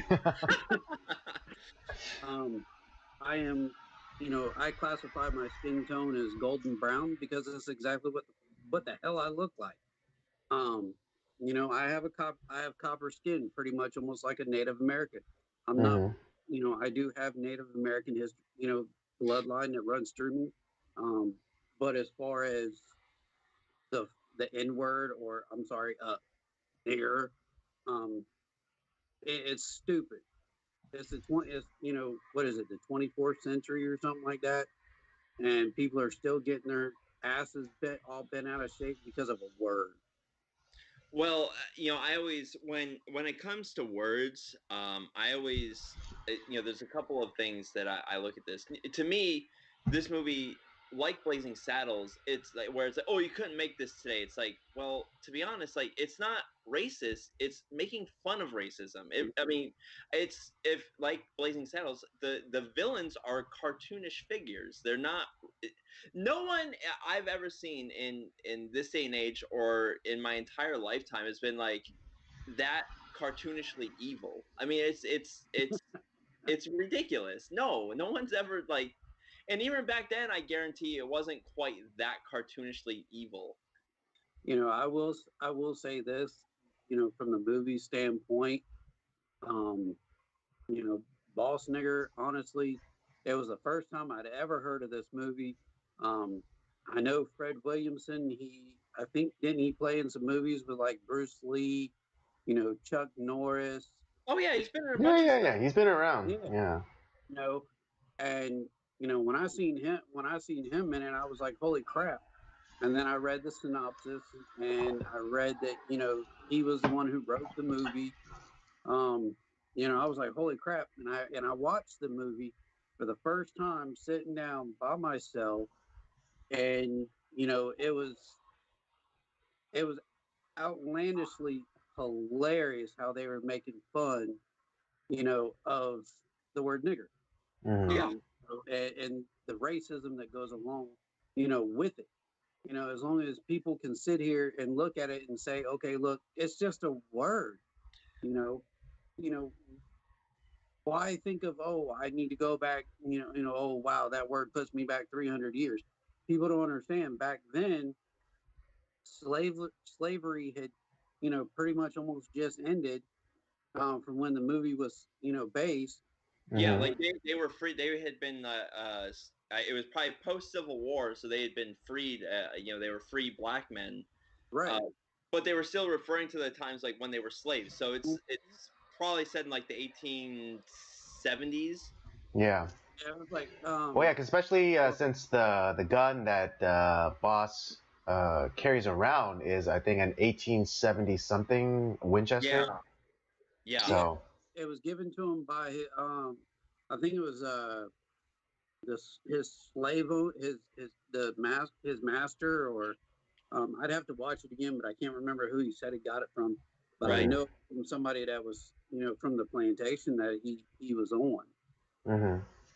You know, just like what was it? The little guy, and I can't remember his name. Amos For the win. Amos was awesome. He was funny as shit. Played by Dervell Martin. He's awesome. I loved him so much. Hilarious. When they sat down and had breakfast that morning or lunch. Yeah, that's my favorite part. And he sat there and told the mayor, he was like, you know, listen here, sir. We don't talk business until after we've had our meal. So if you would kindly take yourself and walk out through that door, and we will conduct our business after we eat. Yeah. And he's like, well, okay. And it's like, I've always wanted to say that. You know, I heard my slave master say that, and I've always wanted to say that. And Boss had never heard him talk like that. And he was just, you know, he even himself, you know, Fred Williamson himself was just sitting there and was like astonished that he had even said something like that. I know, but Boss's reaction to that was just like, where the hell did that come from? You know, it's like, yeah, I heard my, like the slave master, you know, say that one time, and it was like, you know, so funny. I never forgot it. Oh man! And then the best part was, it was, you know, Boss even looked down and was like, you know, like Andy and you said, Robert, is, you know, where'd you hear that? And he was like, and it sticks into my head, because he was like, you know, my slave master said that one time, and Boss was like, yeah, who did he say it to? Oh yeah, he said it to me. Yeah.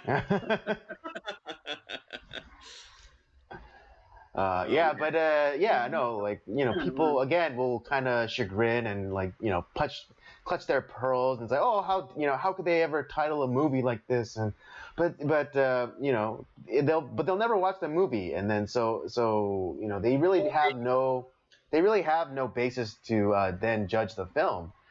If anything, Boss and Amos, they're the most empowered characters in the entire movie. You know, they don't, you know, they completely play, you know, work like racism against people. I mean, there's that scene where, you know, Boss plays like, you know, the smiling idiot when, you know, one of the gang members like asks him to, you know, shine his shoes, and he plays like the smiling, shuffling,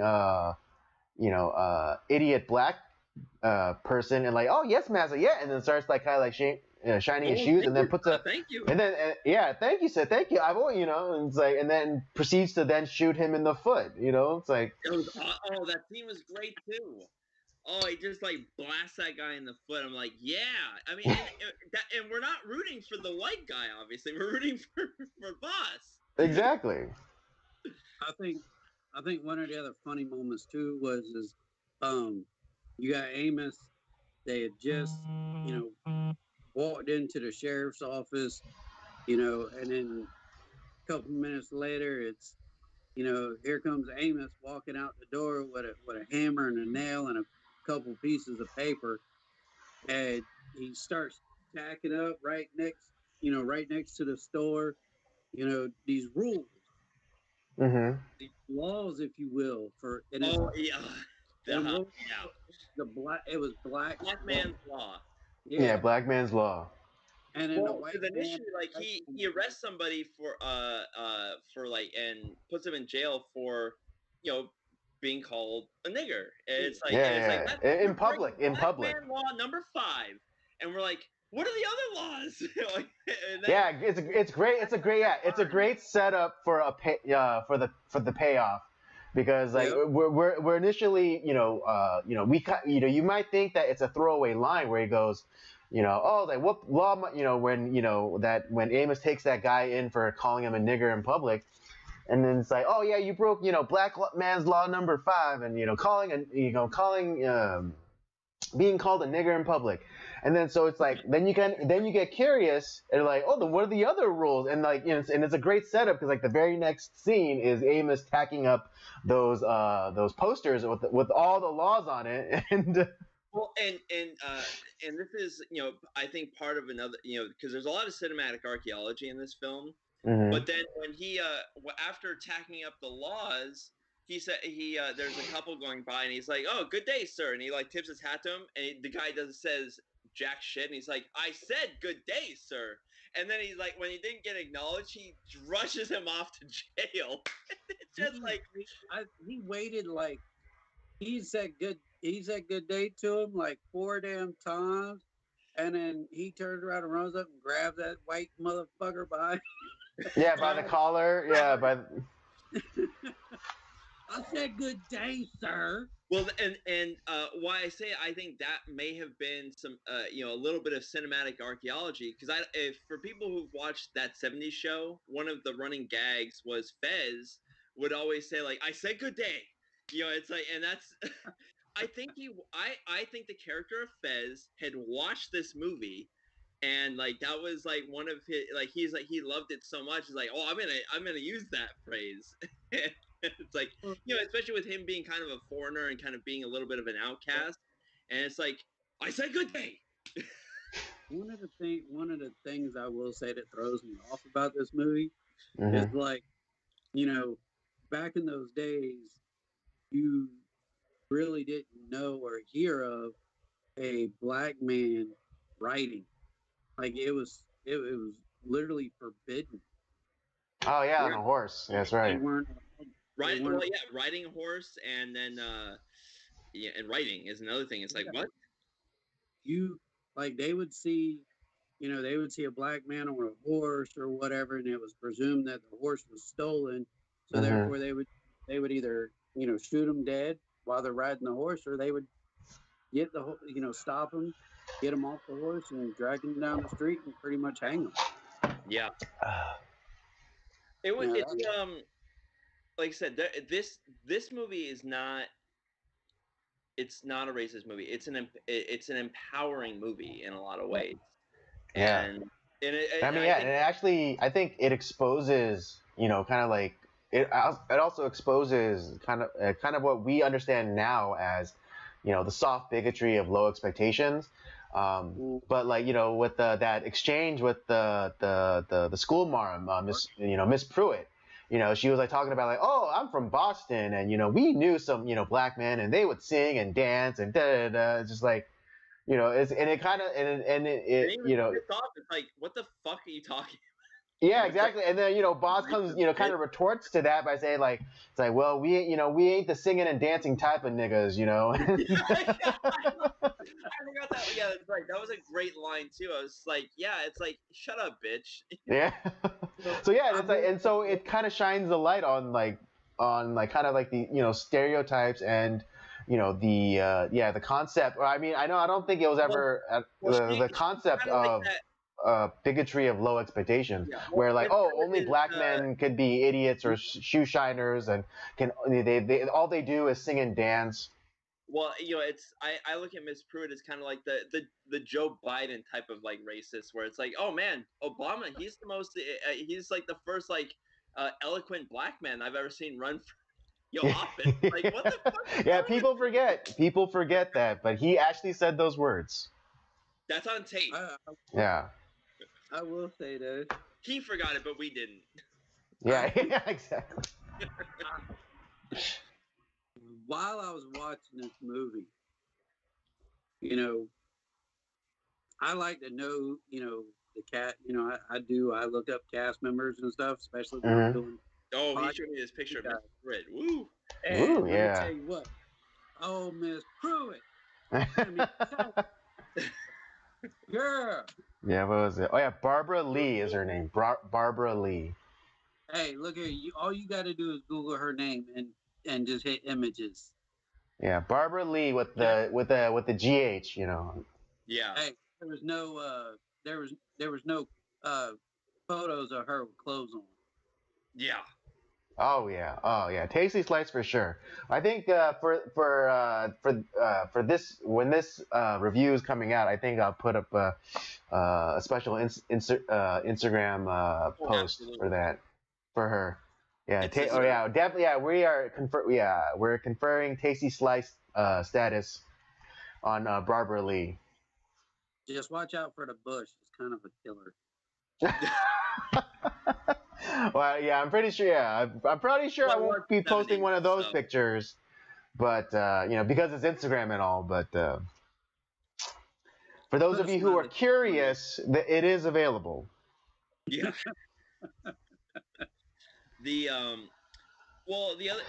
thing too is this movie also was a big inspiration as well. This is actually one of the movies that Tarantino was inspired by when he was doing Django Unchained, along with the other spaghetti western Django, obviously. But if you look at the costumes that Boss and Amos wear, those are the same. Not like literally the same costumes, but like in same design that Jamie Foxx's character wore. Yep. Yeah, and so this movie paid a lot, kind of like the whole idea of him being a black bounty hunter, and that movie paid a lot of homage to Boss Nigger. And so to call this movie like a bad movie or anything like that, like obviously not. And I think if people looked into and Tarantino, like, it really has a lot of like interesting films that he sees as his, that he uses for inspiration in his films, and this is one of them. Like, and I said, the reason I came across this film, one of the podcasts I listen to, they do like a whole segment on like what they deem like bad movie lines, and they played the trailer for this, and I was like, well, already I'm in, like, just based off like the title theme is great, and I was like, I had to look it up, and I was like, I had to show Andy, because like, Andy, at some point we had to watch this movie together, and he's like, dude, we're reviewing this movie. What are you talking about? Exactly. I was like, as soon as I didn't even have to open the link. I just saw kind of the movie poster in the thumbnails, like Boss Niggers, like, dude, we are reviewing this movie. Well, I mean, we have reviewed a lot of these movies that are very what people call controversial. Like we've reviewed Birth of a Nation, we've reviewed Blazing Saddles, we're reviewing this one, and it's like, oh, these are problematic movies, and it's like, who cares? Like, they were movies that were made before we were alive. Like, what do you want us to do? One of the problematic movies is because, I'll say it again, you know, I've been on the podcast before, and I'll continue to say it, and I say it to my own children. I love my kids. I love, what I've done in this world. I love my friends. But I'm 40 years old, and I was raised in a time, growing up here in the South. Whites, we, growing up, it was, whites were the whites, blacks were the blacks. Um, and it was very shunned upon if it was a white woman with a black man or a white man with a black woman. It was shunned upon. Yeah. Today, people get their panties in a bunch if, oh my God, I don't get my way, or something they don't like, and they want to start a riot about it. Jesus, come on now. It's time to grow up. It's 2021. Men and women are going overseas and they're dying and stuff because they want to fight for your rights and, fight for stuff that, they believe in for this country. And, oh my God, a word is going to get somebody upset and it's going to start a riot and, tear down a town. Well, yeah. And one of my favorite music artists, Frank Zappa, he always talked about how we need to get rid of the stigma of words, and he wasn't afraid to use words that, not because like it's like if you constantly give these words power and like you kind of like shun them from society, you've given them power that they don't deserve. So you say them and you get rid of the stigma and you get rid of their power. You take the power back from those words. And that's something that I've always lived by. I mean, this movie is like one of those things where it's people are gonna just look at the title and say, "Oh, it's racist." It's like, okay, well, first of all, a black guy wrote this movie for one, and number two, it's not racist. It's not promoting racism. It's making fun of it. Same thing with Blazing Saddles. Like, yeah, because I look at that scene where Boss ends up kind of doing like kind of the whole like kind of comedy routine where he's like, "Oh, sorry, sir. Oh, I'll shine your shoes." That reminds me of the scene from Blazing Saddles where you have Clavon Little's character where he's doing the Candygram for Mongo. It's like it's like a Looney Tunes bit, and it's and it's like, and then obviously Mongo gets blown up by the bomb, and then you have like where Boss is like just shoots the guy in the fucking foot, and like he's like now he has control over these guys. It was playing into like what they think he is, and he uses that to his advantage. Right. Exactly. What is it? Back when like everyone was first kicking off like tearing down or trying to remove Confederate statues. What was it? This guy who worked for I think it was like a local, what is it? Network affiliate. And he was supposed to cover this high school basketball game. And his name just happened to be Robert Lee, and he got replaced from what is it, calling or reporting on the game, but it was an Asian guy, but because his name was the same as Robert E. Lee. And it was like during all this like crazy like, oh, we gotta anything to do with like the Confederacy has to be removed and has to be whitewashed and never be brought up again in polite society. And what they ended up canceling an Asian guy, but just because he had the same name as Robert E. Lee. Well, just think about this, and a lot of people around the world don't think of this. Is when they were doing the statue teardowns, down here in Charleston, right, literally 45 minutes from where I live at, there was a black man and a black woman. The black man was in a Confederate uniform, and the black woman was holding up a sign that says, "Don't tear down my statue." Yeah.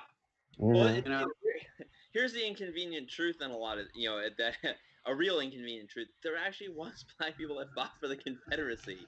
Yeah. Willingly too. Willingly. Not because they were forced to. They willingly for the Confederacy. So it's that whole time period. Like people, like I said, I think Fred Williamson was smart. He specifically chose like this type of time period. He specifically chose the Western genre. He's not just like writing something to write something. He very I think specifically wrote this type of movie. Yeah, like I said, I think he did this definitely on purpose. This wasn't just something he stumbled into. Right. And the way to circumvent like a lot of the stereotypes and all of the stuff.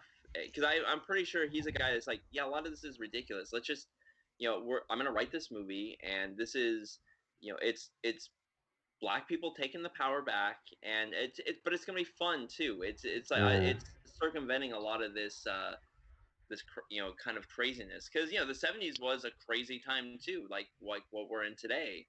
And you had like the Black Panther and the Black Power movement back then. We have the BLM craziness today, and it's essentially where history to me is not a straight line. A lot of times, it's very circular, and I think this movie is more relevant today than it was back in the 70s almost. What's that nice little line that everybody says? If you don't learn from your mistakes, you're doomed to repeat them over and over. Exactly. Right, and I think and what Robert was saying is correct in that this is I know Fred Williamson, him having background in sports. I'm sure he didn't. I'm sure he doesn't get the credit for being, an intellectual. But this movie was very smart, and well, I know, like, it's, it didn't cast, white people in the best light, but it wasn't disrespectful to them. No. They were, they had certain like racist stereotypes or preconceptions of black people, but he didn't in a weird way, like I know in Blazing Saddles they made the racism like almost like cartoon like in its absurdity, but I think in this movie it made it a little bit more ground level and more like kind of like it's like, oh yeah, like I've seen this, and it's like, oh yeah, and like that's and so it's like he gives a nice juxtaposition I think to show like even though here's this black man being slapped in the face with this racism, but look at his reaction. He's not like getting all puffed up. He isn't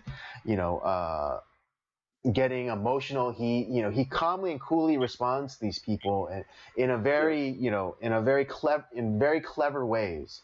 Well, and to me, like in a lot of ways, I think it was all. You have a lot of like the bad guys in the film, like Jed, the mayor, a lot of the townsfolk. They're cartoonish. Yeah. To me, the only really racist character, at least initially, was Miss Pruitt, and like and I'm serious. And the line that like he retorts back to her is like, "Why ain't the singing and dancing type?" And it was like it was such a well constructed piece of dialogue where I was like, damn, like this is it was like that was such a he could have gotten all pissed off but no, he retorted in a very smart way. And like I said, in most cases, like it's all like this crazy cartoonish racism, which to be honest I don't think has ever existed, not even back in like the 19th century, but like it's that, but that's what people perceive it to have been. Right. Yeah, and I think that's really the way to go. I mean, I don't want to. This person I know who was has this physical not deformity, but a physical handicap.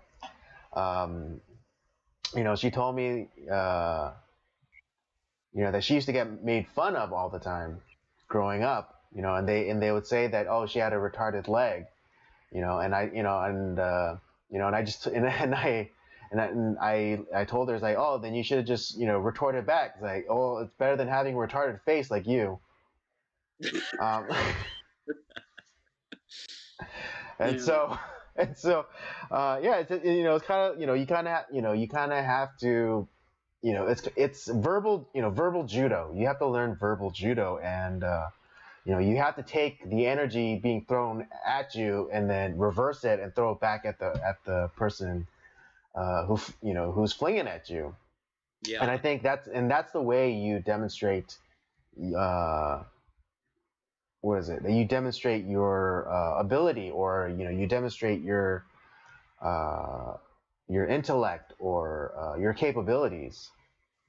Because if you only live up to people's like expectations, then you're not really doing much.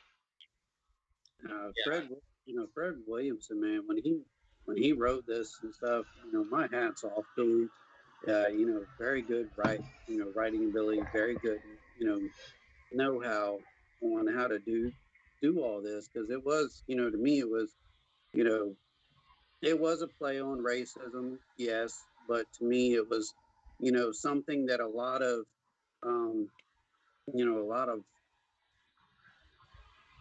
angry black men and women can, should watch this movie and say, hey, maybe we should try this, and then, white people should watch it too.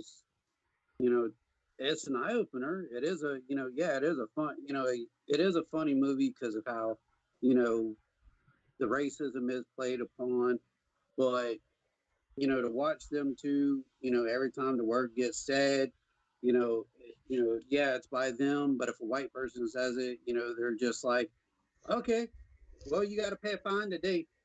Yeah, so you got 5 days in jail or $20. It's exactly. And just to me, a lot of people nowadays can learn, watching this movie that he wrote, that he did,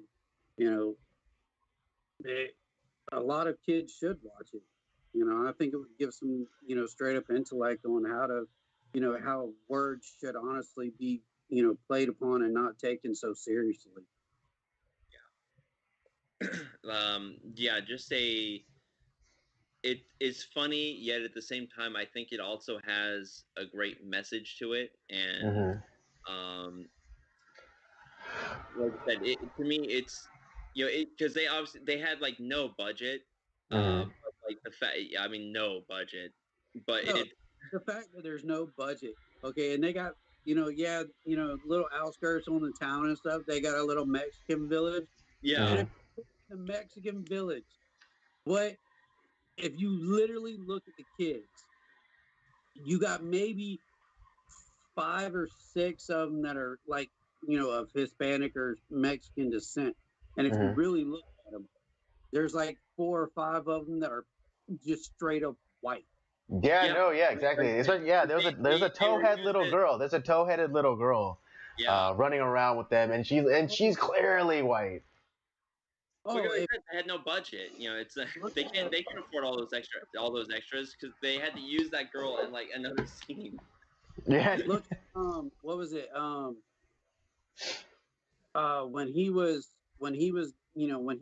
When Fred Williamson, when Boss walked up into the store and he started grabbing the stuff off the shelf, and the shopkeeper was like, "Hey, nerd, what are you doing?" And he was like, "Man, shut up, man." Yeah. He's like, I work for the mayor. Put this on the mayor. Gives Miss what's her name? Claire or Clary. Yeah. The dress. Yeah, Clara May. Clara Lee. Claire May. Yeah. Gives her the dress. Gives oh God, what was that little boy's name? Paco. Pedro. Pancho. Pedro. Poncho. Yeah. Poncho. Gives Poncho the candy and looks at him and tells him not to get too fat. And then turns around and gives like some like bags or whatever to the mother, And then once the mother turns the carriage around and they start, going back to their village, you can clearly see, there's everybody, you got all these little dark-headed youngins, and then you got this one tall blonde-headed girl, and then you got this little, short blonde, dirty blonde-headed girl, and then around, right at the very end, you got another little girl who's got like almost like brown hair, but not as dark as everybody else's. Yeah. It just looks like somebody had taken some dirt, rubbed it on their big paws and stuff, and then just wiped it on her face and was like, "All right, you're Mexican." Yeah. Yeah, and I think that goes to the charm of a low budget film. Yeah, well, and that's why you get a guy like Jack Thornton, who is, that's what he did. He did a lot of those like low budget films, and he knew how to like kind of like maximize, the resources that they had. And with something like that, yeah, you kind of, it doesn't match up, but like it's not like they're not in a main role, so you kind of work with what you got. Because a lot of those extras you're using in several different, they might play several different characters. So it's okay. You're a Mexican girl, and then this other scene you're gonna be the white girl. It's that's how it works. And Thornton was kind of like, he did a lot of those 50s sci-fi horror B films, so he knew what he was doing. I think Fred Williamson was smart to get that guy out of retirement, because Thornton, I think, died several years after the filming of this. So, he was an old guy when he was doing this movie. The other thing that I liked about, because you can tell that, it was low budget, was because, not just from the people, but when they did their effects, it was just so dramatically done. Yeah. So for instance, when Pacho was, when he was ran over by the horse, yeah, and then, or what was it, when they were blowing up the wagons almost at, pretty much at the end of the movie, it was just, they would shoot and you could tell that there was nothing, you could tell there was nothing being hit. Yeah. Oh yeah. And, or what was it, the Mexican guy in the village when he came out, because they were when Jed and them were taking Claire May. Yeah. He was shot. The gun was aiming down at his feet, and then he grabs it. He grabbed his chest. Yeah. Right. Yeah. Yeah. What was it? It's like in that that Steve Carell Get Smart movie where he's breaking out, but like those two guys, they don't like they know that he's innocent and they help him like escape. It's like, and then Steve Carell's character is like it's like, okay, I'm gonna punch you on the left side of your face, but then he the guy goes acts like he got hit in the right side of the face. Yeah. But but again, I think that just lends to the charm of the movie, and like it, and I think like those moments, like they, you kind of I think those type of errors, you tend to gloss over more because of, I think, of how enjoyable the movie overall is. Oh yeah, it was very enjoyable. I only remember those parts and stuff is only because, I didn't just watch it one time the other day. No, neither did we. I watched it. I've seen it 5 times now. It's so good. Well, I'm up to 3, so. All right, yeah, I'm one behind you then, Dave, because I've only seen it twice. But it's been kind of a busy week for me, so. Yeah, and Andy and I watch it together, and then we had a party. Was it like last Friday or a couple Fridays ago? Yeah. And we ended up showing it at the party, and we were all rolling. Like it was. Yeah, it went over great. Great movie. Absolutely. It is actually kind of easier for me to, sit down and watch it because, you know, I know you guys know, had an incident a couple years ago that actually took a lot of my eyesight. So I don't Mhm. have I don't work. I sit at home and I collect disability and I take care of my children. Mhm. So to be able, come on here with you guys, I will say thank you. Um, Gives me somebody, to talk to outside of my home. Yeah. Uh, Well, we like have having you, things Dave. out Like, I like mean, that. it's you're welcome on anytime you want to do a movie review with us. Yeah, we'll send you our list if there's anything that catches your eye. Yeah. You're like, we'd love to have Yeah, you. Yeah. Let us yeah, know. Yeah. I mean, definitely I do. get it. Yeah. I'm mostly self-employed. So I get there's times where I don't work at all. So I'm kind And of right there with you.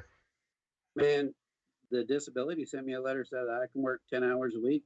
The only problem with that is I got to have somebody driving to and from work. Um, Mm. and I only get limited, a month I would get 40 hours, Mm. you know, so it's 2 hours a day for, for 40, for 40 hours, I only work 2 hours a day. Who's going to hire me? No, yeah, Right. Right. exactly. Right. And not to mention the fact that, I am on the list as being legally blind because in my state, if I don't have the 140, directional uh, peripheral vision, I Mhm. lose my license. And I Mhm. was a truck driver. Mm. So, it kind of sucks. but, um, but yeah, watching this movie, I guarantee you, anybody who watches it, man, you guys gonna have a riot. Y'all, gonna laugh. Yeah. Y'all gonna Yeah. laugh. Yeah. Prepared for your gut to be busted. That's Oh that's all I gotta say. goodness. I mean, I've seen it about 5 times now, and I'm still laughing my ass off. The dialogue is great. The Mhm. characters are great. It's Yeah, I actually might like this almost more than Blazing Saddles. Wow. I don't. Damn. Yeah. And I mean, And I love Blazing Saddles. Blazing Saddles is a classic too. And It is, and I think they came out the same year too. But maybe. Yeah. Hold on. Let I me. might like this more than Blazing Saddles, Yeah, this one to me Oh, this was. movie came out in 70. Oh no. Initial release is 1974. which I think is the same year as Blazing Saddles, unless that was 76. Okay. Well, it says the initial release was 74, but on Wikipedia it says it was from 1975. February of 1975. Yeah. Let's see. Hold on a second. But then again, it's one of those things. I think because the information is a little limited on the movie, so I think like there may have been like a limited release, like probably like in '74, and then it was released more more broadly in early '75 because that happens sometimes with films too. Um, I actually want to buy the Blu-ray of this movie because it has interviews with the director and the Mm-hmm. cast and like because the one thing like I found when I was kind of researching the movie, I was reading up and yeah like one of the main interviews was with the guy who played Jed, and he's even saying it's like, yeah, there's no racial tension on the set. We had a great time. I had a lot of fight scenes with Fred Williamson, and we had a fucking great time. The movie was so much fun to do, and yeah, there was no like there was no hatred between any of the cast members. We had a great time doing this movie, and he said like, I would do it again. There you During go. the movie, you can actually see, yeah, they're supposed to be acting and everything like that, but you know, with the characters and stuff, you can actually see the the connection between each.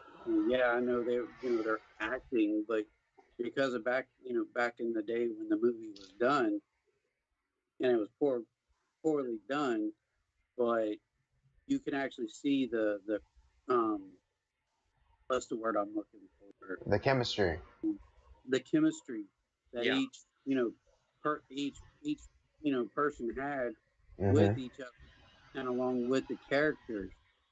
And to me, that's what made the movie so much more enjoyable to be able to sit down. You can tell all the actors were having a great time. Like Exactly. they were having fun.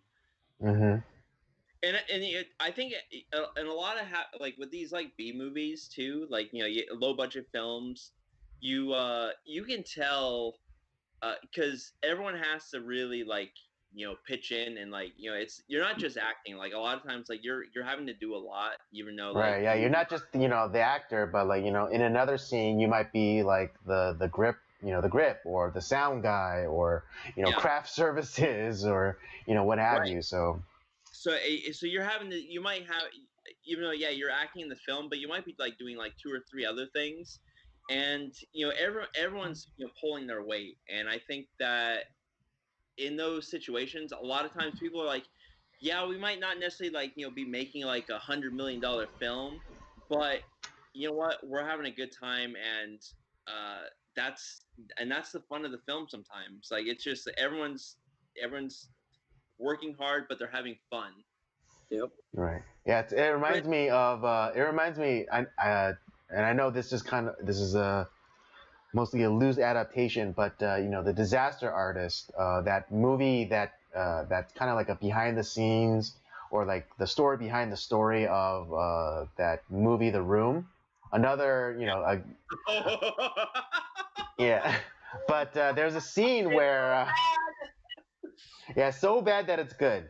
But there's a scene where one of the actresses, like an older actress, and she's been around a lot of these productions, and she said like, one day on set is better than 100 anywhere else.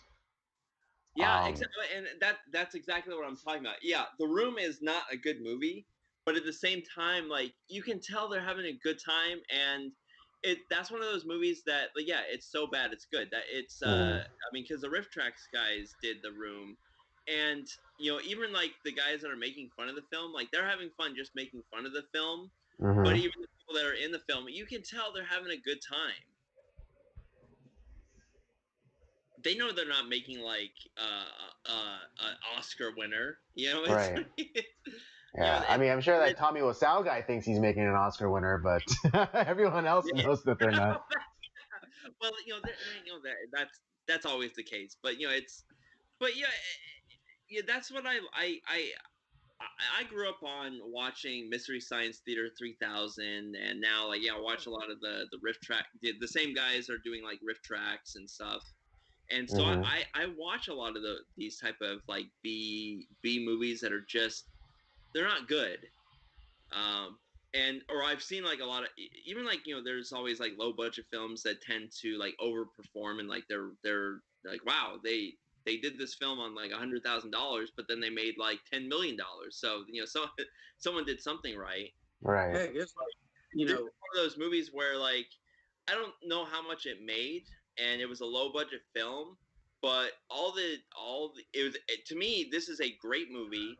The dialogue is well done, and to be honest, like all the actors were having a good time, and that definitely came out when they were making it in me watching it. Like I had a good time because they were having a good time.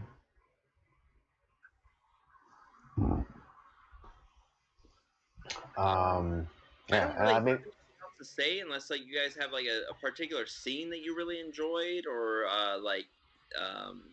no, but I mean, I wouldn't say scene, but my favorite character was Amos. Oh yeah, 100%. Amos for the win. I mean, I think he had the best lines. He delivered them in in like the most perfect ways. Like the rescue scene when he went in to go rescue Boss and Clara May, and he was like instructing Clara May to distract the guard, and then like she was kind of being all sexy, and then like Amos got kind of got distracted by it too. That's right. And then like, and he was like saying like kind of like oh like push up against it, push up, and then when she did it, he's kind of like kind of forgot where he was. It's like kind of like staring like there's like it was almost like his tongue hanging out. Like, come on, Amos, focus. I know, right? And it's like, and then like after he knocked out the guard, he's like, oh sorry, you kind of distracted me there for a second. And I think what was funny is like the other thing is another great line from that scene too, because he wasn't wearing a shirt; he was just wearing the vest. And so it's like Claire May is like, "Why aren't you wearing a shirt, Amos?" And it's like, "Oh, it was camouflage." I was like, I wanted to blend in. Yeah, it's basically it's like it's more likely they wouldn't see me like this. Like I like Boss. Boss was a good character, but it was just Amos in the movie had the lines. Yeah, the one-liners. The one line from lunch that we talked about earlier. But then again, it was y'all talked about that scene right there with Claire May and, the guy that's supposed to be watching over everything. But, at the beginning, I think it was like more towards the beginning of the movie. Yeah. I think I know what you're talking about, but it was with the Mexican woman that ran up into the yep. And like it's like trying to take off his shirt, and he's like, no. And then all of a sudden, Boss leaves and then comes back, and he's like, "Where's your shirt?" Yeah. Yeah. And, the Mexican lady, had some fun. Yeah. Well, and it's funny because that Amos was attracted to her too, because like after that whole scene, like at towards the beginning of the film, like where he's you had those two like white guys that were like I said, cartoonish villains that are trying to like kind of hassling her. And he's like he's obviously he pulls a gun on him, and it's like. And like you hold hands, it's like, and like skip away. Y'all skip down the road together. Yeah, and then at the end, like he gives like that great one-liner where it's like, I can't help it, I like fat women. It's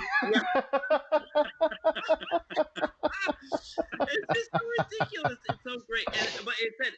And this is where the writing is really good, because it has that payoff at the end, like where he ends up sleeping with her. Although it's not shown, but we know that's what happened. Yeah. We all know what tune they're playing. Yeah. Same thing with the idea with like the you've violated Black Law number 5. It's like, what are the other Black laws? Do like there they are right there. 10 minutes later, and that's whenever you see as the camera pans by real quick, like what the Black laws were. Yeah. We actually stopped and like to read all of them. Like we had to read them, and the 5th one was, being. It's like this is a very well constructed, well written movie. Yep. That just did, obviously, probably didn't like, this is not an Academy Award winner, though it should be for writing, like at least the screenplay. Because it is well constructed comedy. Absolutely. Comedy. Well, I mean, I don't say about the film. This has become one of my favorite comedies. Like it's so good. Yeah, I'm gonna try to get my wife to sit down with me and watch it. Like I said, it's free, and I also, Tubi, like, because we watched this on Tubi, which is a, it's a free streaming app, and I say, like, it does have ads, but the ads were actually very well placed. It didn't cut into, it was not like in the middle of like a piece of important dialogue where it's like, well, fuck, what were they gonna say? No, they put it in at the appropriate points in the movie where it's like, oh, good, this is actually a good time for a pee break. It's so I applaud Tubi and for having this film on their app, and for like where they place the ads. It was perfectly done. Exactly. There you go. Yeah, I mean, we're not sponsored by Tubi, but Tubi, if you want to cut us a check, we'll talk nice about you. Oh yeah, well, I mean, I use their app all the time. Like they have some good movies on their app. Awesome. Yeah. All right. Well, yeah. I think we all, we've said what we had to say about Boss Nigger. Let's give our rating and let's wrap it up. Let's start with Dave. Yeah, what's Dave. your rating? Remember, we do out of 5. I'm gonna have to give it a 3.75. 3.75. Okay. Andy, how about you? Dude, 5 all the way for me. Yeah. Like I said, this is I actually like this even more than Blazing Saddles. That's a strong statement. I never thought I would say that, just because I love Blazing Saddles. It's a great movie. But this, I think, is even almost as well constructed as Blazing Saddles with probably half the budget. So yeah, I got to go 5 stars on this one. Well, let me explain something real quick. There's a reason why I say 3.75. Okay. Explain. All right, that's fair. Okay, if you want to explain, please do. Let me explain this one. Great movie, very comedic relief. A play on the word nigger. And no, people, I am not racist. I do not like that word. I really don't care for it, but it's a word nonetheless, and that's all it is. But to me, some of the action scenes were a little, really subpar. I understand it's a beat cheddar movie, but in a very low budget movie. But there was like a lot of scenes in it that were that's supposed to be the action, and it was just really, really underrated. You know what I mean? Yeah. Mm-hmm. And I don't disagree with you. And one thing that kills me is, and this is the real reason, that I give it the 3.75, is the fact that at the end, Jed's sitting there on his knees, and Boss is standing there. He's got what was it again, Andy? The Smith and Wesson. No, the Winchester 1870. Yeah, mare's leg is the colloquial term for that gun. Yeah. Well, he turns around and pretty much point blank range, caps this dude in the head, and there's no major kind of explosion of blood. Yeah, there's no exit wound. Yeah, it just goes straight into the head. The guy, there's no still a face left. There's still a back of the head left. That close, something would have been gone. Yeah. Yeah. And see, I see this like, if this was like more of a like a standard Western or like an action film, like specifically, I would have said I'd probably agree with you. But I think this was more meant as being a comedy, with action elements in it, but it's really a comedy, and so I don't think that they were necessarily focused on the practical effect. Right, and also you got to take into account of the censorship standards at that time. So you probably can only show like so much violence. This was a PG movie, and they. I understand, but I respect and I understand your rating. I know what you're getting at. Yeah, as do I. But again, I think. But also to keep into consideration that the time it was made. This more as a comedy, and it definitely delivered on that end. Oh, it definitely did. Yeah. Right, but again, I think context of like when the time this was made, the kind of like the stricter kind of sensibilities and censorship, and interestingly enough, this movie is rated as a PG. What? Yeah, I mean that's what it says on that's what it's described as. Yeah, it's rated as a PG movie. You know what? Then I'm going to change my rating on that. I'm gonna give it 4.5. 4.5. I'll give it the proper credit it is due because of that. because of that crap. 4.5. I changed it. You have to love the FCC on that one. Yeah, I know, right?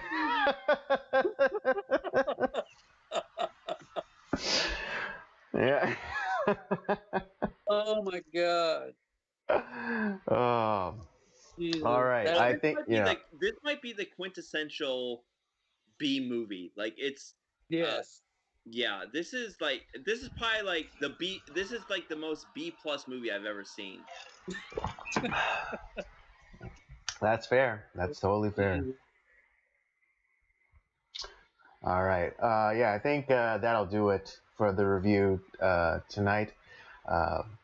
Both Robert and I give this a 5. David gives this a 4.5, an elevated 4.5. After finding out that this movie was rated PG. I love it. Yeah.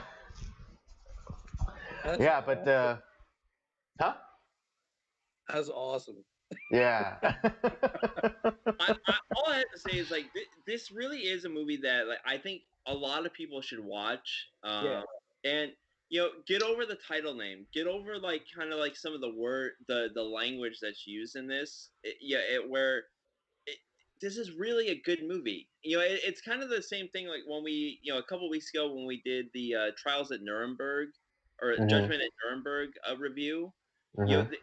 It's a very difficult subject that's dealt with, but it's dealt with in a very interesting way, and a lot of interesting questions are raised. And here, like, it's dealing with a tough subject, but it's also dealt with a guy who's black, who would probably know more about like this, these than anyone else, and he's trying to, I think, take away the power of this terrible word, and I think to just kind of really like make something like fun out of it too. Like it's well, just think about it. Fred Williamson, he was born in he was how old when he did this movie? Probably like in his 30s, maybe 40s. You got to think he was born back in like 1920. He's like 80 something. Yeah, now, he's like 83. Yeah. No. So he was born like in 1920s or something like that. 30s.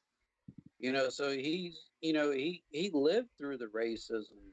He lived through the you're black, or I'm sorry, back then it was you're colored, so you got to walk across the street when a white person comes barreling down the road, so people need to remove their head from their ass. Well, like I said, like I was saying earlier in the review, I think the most telling thing is like where kind of there's a lot of cartoonish racism, like from a lot of like put in the bad guys. But I think it was also very telling that he had Miss Pruitt deliver that line of like, "Oh, I'm very familiar with like black people. Like I know a lot of they dance and they sing and they do all this stuff." And it's like I ain't the dancing and singing type. Like to me, that was probably the most racist line delivered in the film. Yeah, by Miss Pruitt, because and that to me was like the most serious line that was done throughout the whole film. And I would tend to agree. That dialogue was not put in by mistake. Right. I tend to agree. Yeah, and it's like I think that represents kind of like the quote unquote like I guess now like the ally types, where those people who think that they're that they're on the side of black people and like their struggle or whatever. It's like, oh yeah, I know a black guy. You can't get IDs. Oh my god, racism. It's like no, black people can't get it's like black people can't get IDs like because they don't have access to them, and it's like what? But I think this movie is great. Definitely recommend this movie to everybody. And really watch it, and kind of let go of some of your hang-ups about the title or like the period that it was made in. But just watch this movie and just kind of have an open mind about it. kind of, and don't take it as like, oh, this black man is being exploited or whatever. But it's like this is a black man's movie, and it's probably one of like, it's one of the, one of the better done movies, tackling a subject like racism and and the role of a black man, or the status of a black man or whatever. It's really smart, and I think you'll be able to recognize it if you're willing to again kind of let go of maybe modern sensibilities or your own personal hangups. It's a good movie. Can I say something real quick? Go for it. Sincere and dear.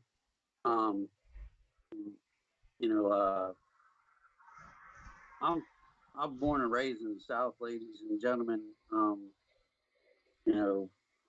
If you guys can move past the, just the name of the movie, watch it. Sit your family down and sit down and watch it. It really is a good movie. Just because that word is in it doesn't mean that, oh, you gotta, oh my God, monkey see, monkey do, cover your eyes, hear no evil, speak no evil, see no evil. Sit down and watch it. Give it a try. Laugh with the whole family. The word is just a word. I know some people think it's not just a word. Just watch it, please. Yes, definitely. Indeed. All right, that'll do it for us tonight. Thank you for joining us. I think this is the most fun we've ever had reviewing a movie. Oh man, this is I literally could not wait to review this movie. I was so excited. I laughed so hard at a lot of these scenes. I started crying. Yeah, I did too. I did too. Same here. Yeah, don't forget to check out the library of other content we have. The Circle of Jerks main podcast, Nocturnal Transmissions, of course, and Rob's gaming show Up by Up Down. We have to follow us on our various social media accounts: Twitter and Letterboxd @PodcastCOJ, and Instagram @Circle of Jerks Podcast. And with all that said, we thank you for joining us, and we'll do it all again next week. Thanks, Dave, for coming on. Not a problem, brothers.